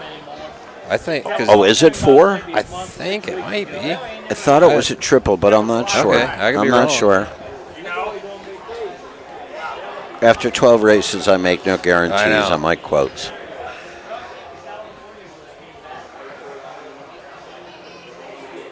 The fact of the matter is there is a difference in the quality of drivers when you go from the fairs to the big tracks and the big tracks to the fairs. It doesn't mean that there's anything automatic that somebody, because they came from Hoosier or they came from Scioto or they came from Northfield, that they're automatically going to be better. You still got to have the right horse to win a race. And we love it when the local folks, the ones that are not as popular or well-known, have good days as well. So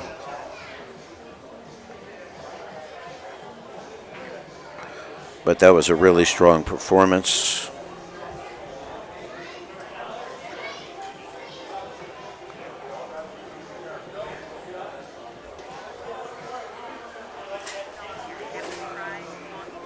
Not sure why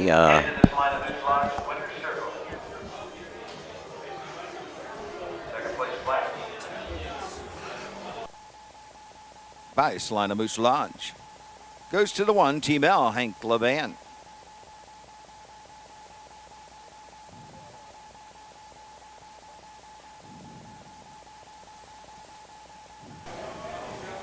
Here is your winner of the 12th race, the 5, It's a Horse. 10-year-old bay got a son of full count out of the Inquirer mare. It's It That. 5th of the season, Kirk Nichols, London, Ohio owns. Jason Brewer trains the winner. Brandon Bates gets his 3rd of the evening, the mile 159 4/5. Blanket Pie, St. Henry Bank.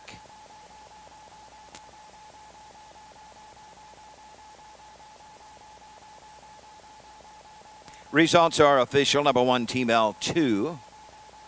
2, 4, Wheeling, 3. 3 was Scratch, 4. Kiss Me Like a Stranger, 4. The 5, It's a Horse, the winner. 159, 4/5. 30 and a fifth, minute 2/5, 3/4, 129 and 4. 2, 3, Scratch, 4. 1 on the bottom. 13th up next. Last half of 59 and 2, last quarter in 30 seconds flat. Your winner, It's a Horse, Jason Brewer, Kirk Nichols, driven by Brandon Bates. That's the 12th. We have 2 more races. My mistake earlier. Sorry about that. We have 14 on the card today. The 13th is next. That is a 3-year-old filly Pace for $11,597. And we will be back with the 13th in just a couple of moments.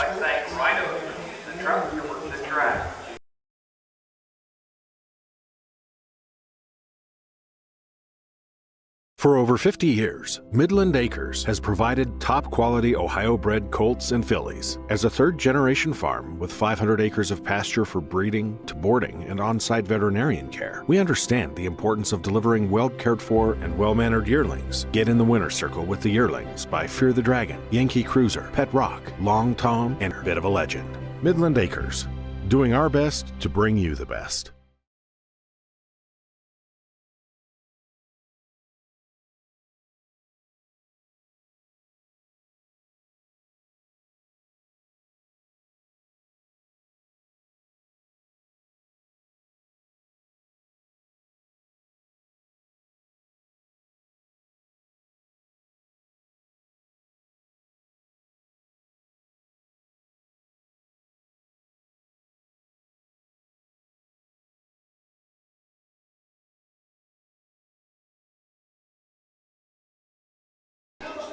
All right.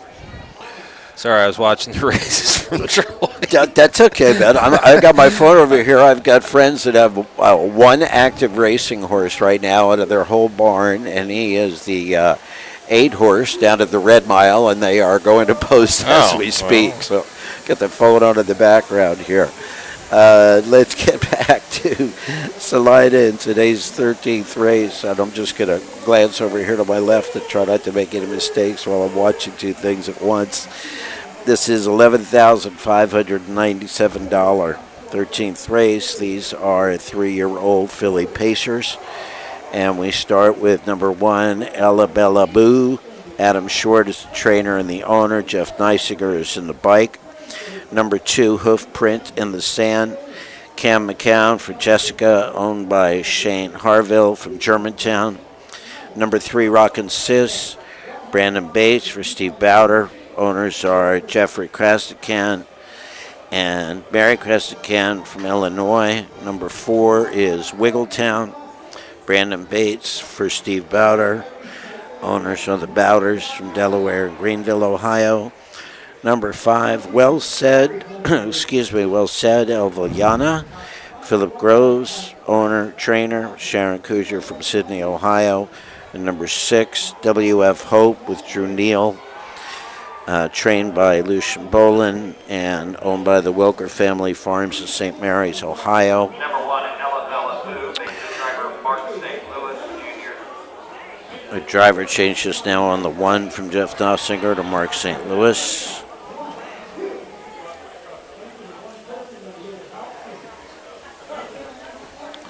That's Alabella.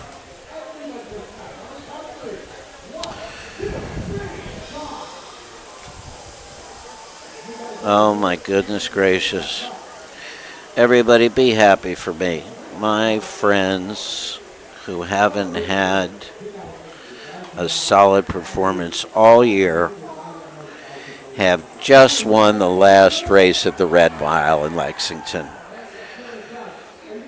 Nice. Horse's name is Wine, Beer, and Whiskey. They call him Brewster. He's owned by Lee Efferstein and Al Efferstein from Magnolia, Kentucky. And very, very happy for them right now. Let's take a look at who the moms and dads are for here in our 13th at Celina. For Ella Ballou, she's a Nob Hill High filly out of the mare Princess Baby Ellis at a Riverboat King. 22 starts, 13 out of 22 in the money, and a mark of 53-4. Hoofprint in the Sand is a filly out of Down by the Seaside, out of the mare Beverly Love Next Time by American Ideal. She had $29,000 at the Ohio Select Sale.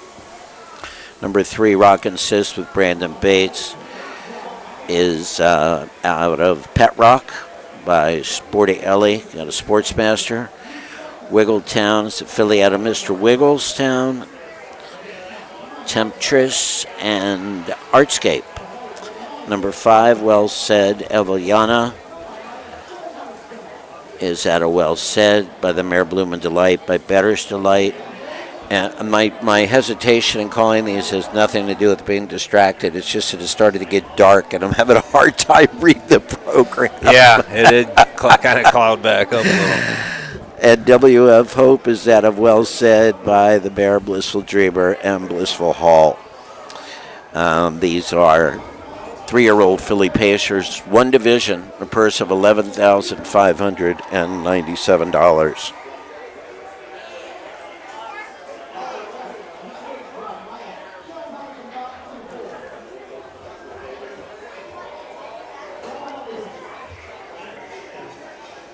Well, that was great. A lot of people in our business know the lady that owns this horse. Her name is Lee Efferstein. Lee's history as a harness person goes back to working for Stanley Dancer and Albatross in New Jersey at the beginning of her career. Her and her husband Al are in Magnolia, Kentucky now, and just have a couple of horses racing. This is their first win of the season down there, so congrats to Lee and Al and Neil,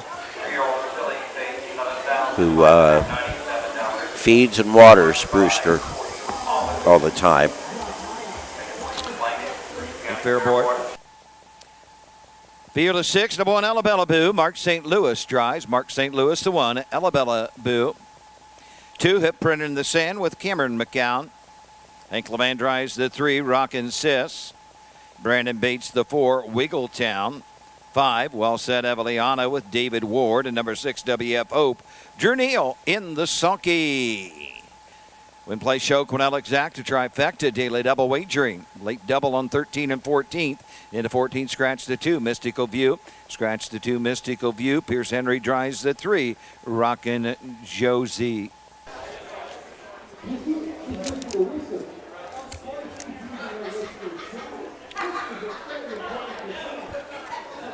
I love the commercials that are up on our video screens here. There is so much local activity in this area. Grandstand is, well, it's getting past dinner time, so it has thinned out a little bit as we get later into the evening. And the skies are clearing up. I mean, we're almost through 13 in a little over 3 hours. That's a good pace. Really good. Really good work pace. by Mr. Doug Ballinger and all the horsemen back there keeping these things rolling.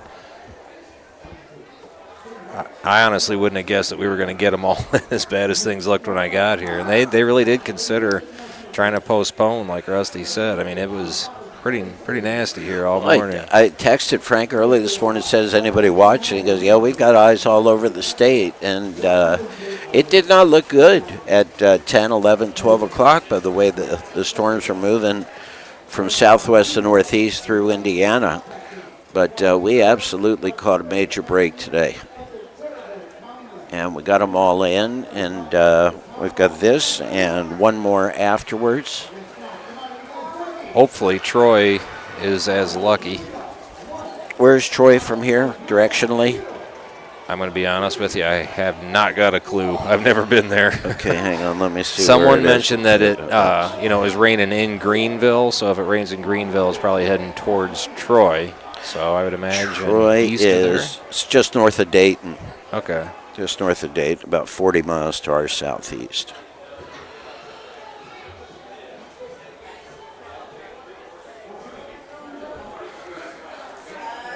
And I think the horses are starting to turn.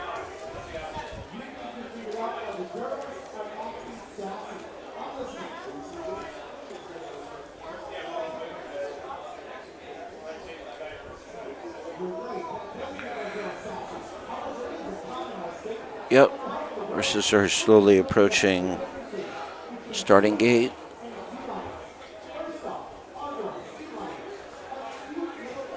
For this afternoon's 13th. Again, this is a big race. This is a 3-year-old filly pace for $11,600. Yep, all the biscuits there. All the biscuits. Yep. I'm not going to guess at the odds down there, although I don't know. Can't really see it too good. It looks like the 5 might be even money, but not sure. Let's send it up to Doug for the call of the 13th.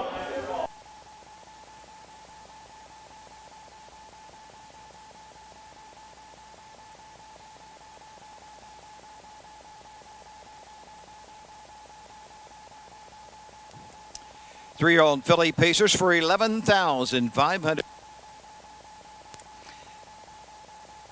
Three-year-old filly pacers, $11,597. All in behind the Wepkenberg starting gate, sponsored by Eagles Lodge, number 1291. Here they come. They're off and pacing. It's Ella Boo from the inside. Hoof print in the sand comes out in second. Well Said Aveliana is third. WF Hope is fourth. Rockin' Sis comes out in fifth. And Wiggle Town, the early trader. They're going to settle in straight alignment and go on over to the opening quarter. And hoof print in the sand. Cameron McCown up on the outside. He wants the front end, and Ella Boo will give way second. Well Said Aveliana is third. 5 lengths off those leaders. WF Hope is next in fourth. Rockin' Sis is fifth, and Wiggle Town is the trader, some 8 to 9 lengths from the front end. They're by the opening quarter, and hoof print in the sand has them by that mark in 28 and 4. They circle the turn. Ella Boo third. Racing next is Well Said Aveliana. Then it is WF Hope, Rockin' Sis, and coming to the outside, Wiggle Town and Brandon Bates. They're sixth and moving up on the outside. As they come on over to the half, it's hoof print in the sand, leading away by 2. Second is Ella Boo. Third, Well Said Aveliana. Fourth is WF Hope. Rockin' Sis is fifth, and Wiggle Town trails the field 1 minute and 2/5 as they head on over to the 5/8. They're all chasing hoof print in the sand as they head up the backside. Ella Boo next in second. Racing third, Well Said Aveliana. Rockin' Sis comes first up, now fourth. To Rockin' Sis's inside is WF Hope, and Wiggle Town still trails the field as they race across the backside and near 3/4. They're all chasing hoof print in the sand. Ella Boo is next at 129 and 3 around the turn. The leader, hoof print in the sand by a length. Second on the inside, Ella Boo. Well Said Aveliana is third, now second. They're off the turn. They're on their way home. It's hoof print in the sand being chased all the way to the line by Well Said Aveliana. Hoof print in the sand needs the line and needs it quickly. It's hoof print in the sand. Well Said Aveliana and Ella Boo. 158 2/5. 251-436. 158 and 2. Hoof print in the sand. Cam McCown for Jessica McCown. Sean Harville from Germantown, the owner. That's 4 wins and 17 starts. That one will put the earnings over $30,000 season to date. Previous mark of 152 in Scioto stays solid. It's a pretty good performance. Well Said Aveliana tried to make a move, but I don't think there was enough there to be able to. Boy, she's been as tough as anybody, that Well Said Aveliana. Oh, so, absolutely. I mean, to beat her right now, it's going to take a pretty sharp horse. And that's exactly what we had there. Yeah, it sure is.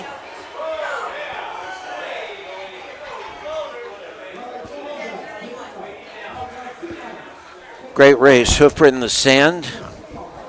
3-year-old filly pacer. Cam McCown. Jess McCown, the trainer. She is a Down by the Seaside. At a Better Love Next Time by American Ideal. She was a purchase, the Ohio Select Sale, for $29,000. As a 2-year-old, she was 2 out of 6 with a mark of 57. Made $13,000 last year, so this is going to put her up over $40,000 in 25 lifetime starts, or 23 lifetime starts. Boy, parked every step at Urbana. I remember that now, Cam, and that drive. I had the 8-hole second tier there, and he really had no choice but to I mean, if she's that good, you don't want to take any chances. You just kind of let her sit out there, and then back half, they were racing pretty good. I mean, she was just way too much for the horse that she was first up at. Yeah. Here comes Jessica. For the 13th, 3-year-old filly base for $11,597. Number 2, Hip Print in the Sand. She's a 3-year-old bay filly, but down by the seaside out of the American Ideal mare. Better Lovin' Next Time. Sean Harville, Germantown, Ohio, owns. Jesse McCowan trains. Cam McCowan drives the winner. 4th of the season for Hip Print in the Sand, 158-2. This race sponsored by 4U Office, Bob and Elaine Eulenhaig, kids and grandkids making the presentation of the blanket.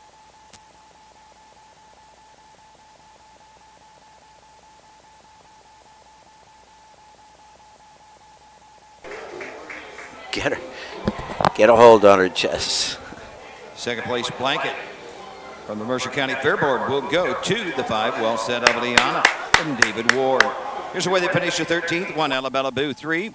2, Hip Print in the Sand, the winner. The 3, Rockin' Sis, 5. 4, Wiggle Town, 4. Number 5, Well Said Aveliana, 2. The 6, WF Hope, 6. 158-2. 28-4. Minute 2 Fists, 129-4. Rechecking 315-426 on the bottom. Better get her moving. There were some anxious moments right there for Mr. Ward. He was not sure what she was going to do. She looked like she wasn't above letting them both fly. We've got one more, folks. The 14th is coming up. That is the second division of the 4-year-olds and up pace signature series. And after these short messages, we will come back with the introductions of these 4-year-olds. Listening to Harness Racing from Celina with the Ohio Harness Horse Association. We'll be right back. Your animals provide unconditional love. When they hurt, you want the best care available to help them enjoy life again. The Ohio State Veterinary Medical Center is here for you and for them. From heart disease to cancer, diabetes to broken bones, and 24-hour emergency services, Ohio State's team of experts make a difference in the lives of animals and the family members who love them. The Ohio State Veterinary Medical Center.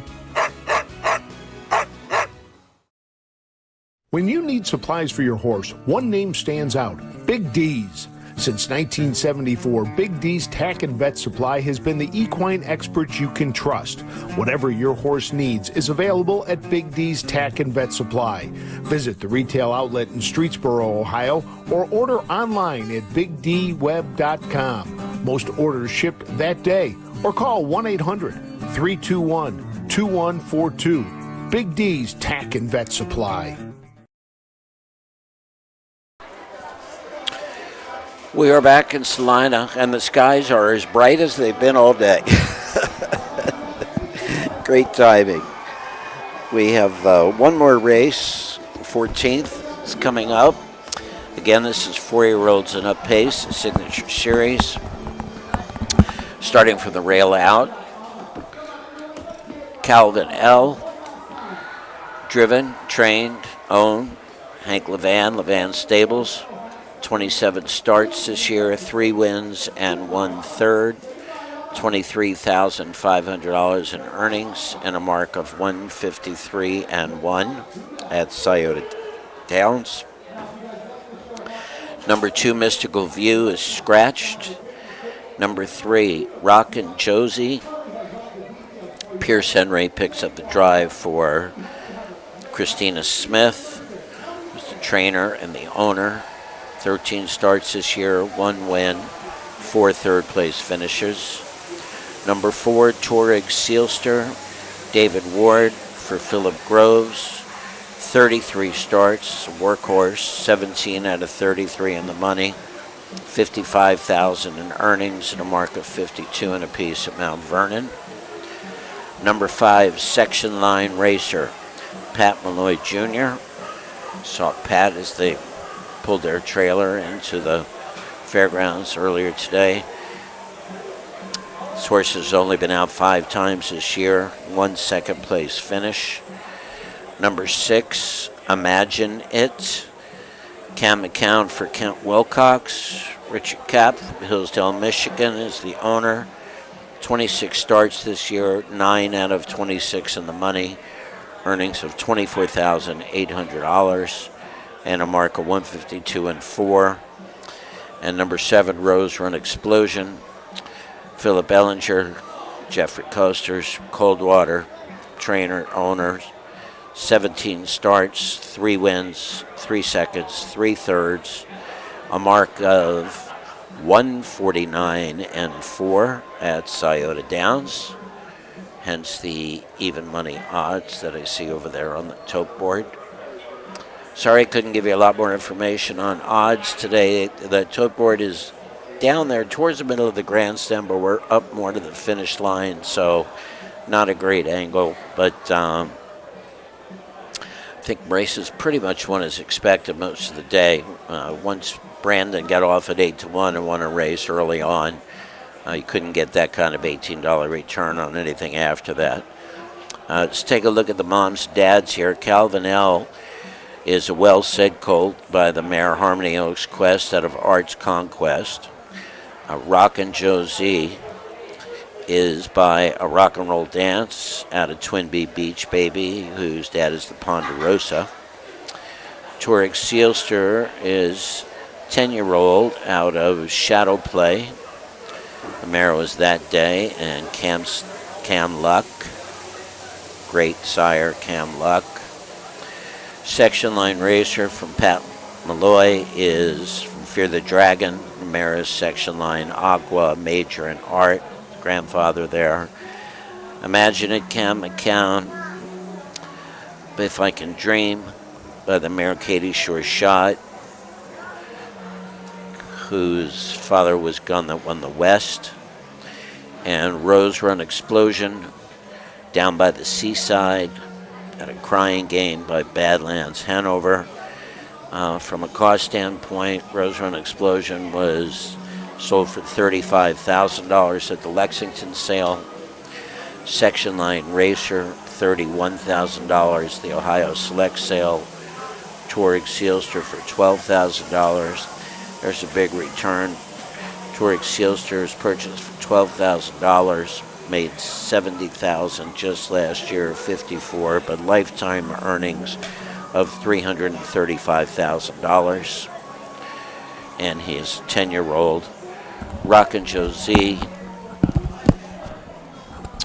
is coming off a race at Xenia, and that was his first start since racing at Mount Vernon back in May. So Xenia was kind of a qualifier, but the times that this horse was racing at Mount Vernon should make him competitive here. Rose Run Explosion has the most speed in the race. All of his recent times have been 151, 152, and that's all at Scioto Downs, racing for $18,000 in a non-winners condition class. So it's the final, 4-year-old and up. It's a $3,200 purse. Can you hear the music and stuff going on behind us here? Is that Aerosmith? No, I have no idea what that is, but the stand itself, it's at least 3 or 4 sea lions, maybe. They're not walruses. I think they're sea lions. They are sea lions. I saw them on the way in. Yeah, they do these little shows. Yeah, last year they had dolphins out here, like putting on shows. I'm pretty sure it was dolphins. Yeah. They had one of those flying dog shows at the Harding Fair last week. Oh, those are fun. They had with the swimming pool and then the long distance with the frisbee catching. Let's take it upstairs to Doug for the introduction of the 14th and final on this afternoon's card. The track for the 14th and final Signature Series Grand Lake Pace Trent Bates Memorial. Like by Celina FOE number 1291 in the Ohio Harness Horsemen's Association. First $3,200. The 1 Calvin L. Hank Levan drives. Number 2 is Scratch. Pierce Henry drives at 3. Rockin' Josie. 4 Toric Sealster with David Ward. 5 is Section 9 racer Pat Malloy Jr. 6, Imagine It, Cameron McCown. And the 7, Rose Run Explosion, Brandon Bates in the sulky. Scratch the 2, Mystical View. Pierce Henry the 3. When play show, Quinell exact to try. 3 minutes to post. Don't be. Yeah, confirming Brandon Bates is the favorite at even money, which makes sense based on his really strong performance today and this horse's previous times this year. Matt's been a delight. Yeah. Nice place. I love this fair. I was kind of dreading it a little bit. I thought we were just going to get soaked down here. Yeah. But yeah, this is one of my favorite ones to come to. There's been, it's one of those places that has the feel of like a Urbana or Greenville a little bit with all the history that's been here. I mean, there's been some, Dan Patch was here, Rambling Willie was here, Yeah, Foiled Again was here. I mean, some of the greatest horses in the history of the sport have gone around this oval, and that in itself makes it really cool. Nice little midway too there, food stands anyway. Like I say, this year I just stuck to the hot dogs because it helps out the Mercer County harness horsemen. But there's quite a few options here, and people are starting to kind of fill in. I think it kept a lot of people away. Obviously the weather earlier today, but it's actually a pretty busy little fair back there right now. Good to see. Yeah, when I woke up down in Sydney this morning, I didn't think there was a chance we'd have a day like this. I mean, we might actually be able to see sunset out there for a while. Yeah, it was not a terribly fun drive down through everything that had come through here, but we made it.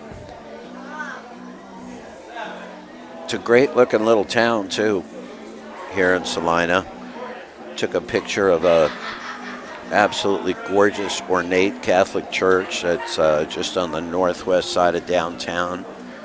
A lot of cool architecture down there. A lot of history in this town. Right around the water is really nice. Over the matinee, I went and met Dalton Walls, Ronnie Gillespie, and Mark Adder Jr. and a few other people at a really cool restaurant. It's almost like 3 different levels, but a ton of outdoor seating kind of overlooking the lake and stuff. And there was several of them like that, kind of set up, taking full advantage of that waterfront view. Really nice town. I wish it was a little closer to Toledo. I would definitely come down here a little more often. Yeah, absolutely. I found, I give them a plug if I can remember the name of it, but I can't. But I found a neat little sports bar restaurant that was open for lunch today. A bunch of widescreen TVs. Great little spot, folks. Good place to visit. And the fair is full. It's got everything you'd want from a county fair. The horses are approaching the starting gate for the 14th and final race of this afternoon here at Celina. Thanks again for tuning in and watching us here and at all the other county fairs that we cover for you through OHHA. We'll send it up to Doug for the final.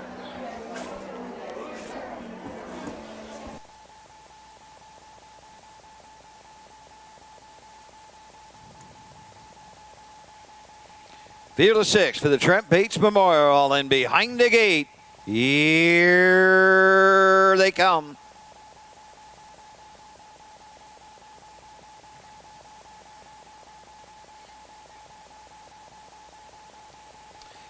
Enter off from the inside. Calvin L. for the lead. Turick Seelster comes out in second. Imagine It. The outside is third. Rockin' Josie up the inside fourth. Coming out in fifth. Rose Run Explosion from the second tier. And trailing the field, Section 9 Racer. Field of 6 down the backside of the opening quarter. Calvin L. Hank Levan lead them by 5. Turick Seelster is second. Imagine It next and third. Fourth, Rose Run Explosion racing fifth. Rockin' Josie as they race around the turn, trailing up field. Section 9 Racer about 10 from the front. They're by the opening quarter and into the turn, and Calvin L. takes them by that mark in a very speedy 27-4. Turick Seelster is second, racing third. Imagine It racing fourth is Rockin' Josie. Fifth, Rose Run Explosion as they pass the stand for the first time, trailing the field. Section 9 Racer. They come to the half. It's Calvin L. the leader by 5. Turick Seelster is second, racing third. Imagine Imagine It.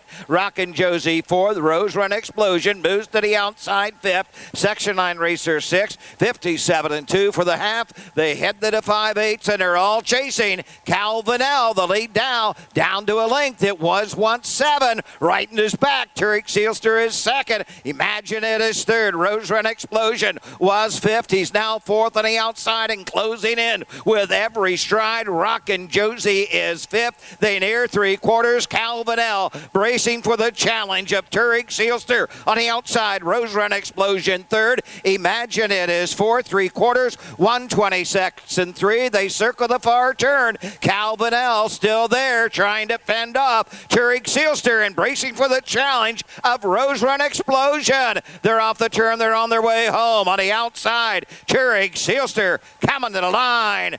Turek Seelster's almost there. Up for 2nd, Rose Run Explosion. Calvin L 3rd. 156, 1/5. What a monster. What a monster.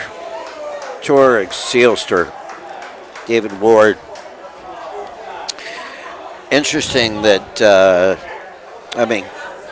Hank kind of burned him out a little bit. It got down that half and 56 and a piece, and that's tough. That's tough. But, held it together pretty late. He just keeps coming, this Turek Seelster. Yeah. He is 17. That's 18 out of 34 in the money this year. With a mark of 52 and 4. Yeah, earnings over 55,000. I had it as 4716. Brandon Bates with Rose Run Explosion. Hank just opened it up too much for Brandon to be able to make a move from out there. Yeah, it's just a little bit too far back. But a good day for the Levans, a good day for Brandon Bates, good day for anybody that came out to watch some really good and fast racing. Yep. Personally, I'm really impressed with the facilities. They do a really nice job here on the track. Everybody that we've talked to, the owners, trainers, have nothing but positive things to say here. Hot dogs are waiting for us on the way out of here. I would have liked to gone. Usually, I try and get here in time to go back and visit and check things out a little bit in the barns and the horsemen and all that. I would have loved to have seen how many Levans there were today. The Levan crew, because 12 horses is no joke. That is hard work and 4 in one race. 100%. 100%.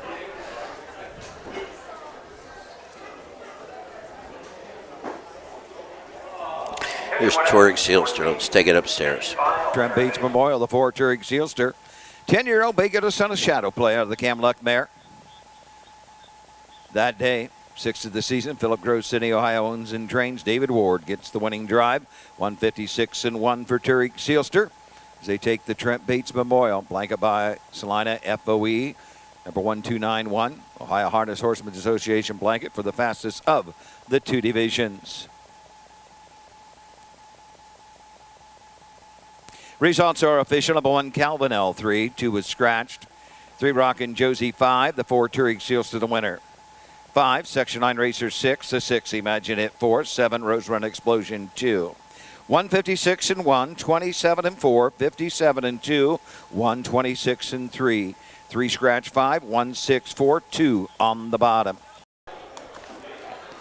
Over $100,000 in purses, spread out over 14 races of 2-year-old, 3-year-old, pacers, trotters, and some senior citizens for the Signature Series.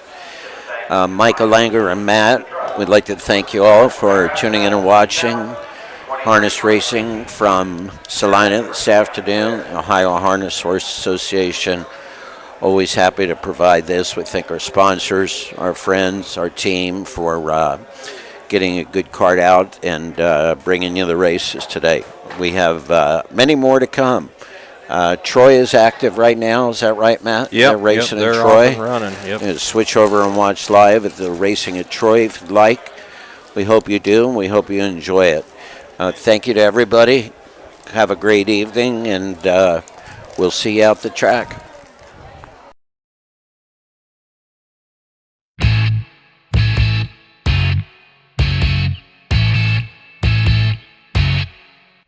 This has been Ohio County Fair Racing. Ohio County Fair Racing is presented by Midland Acres, thestable.ca, Cool Winds Farm, Big D Tack and Vet Supply, and the Ohio State University Veterinary Medical Center.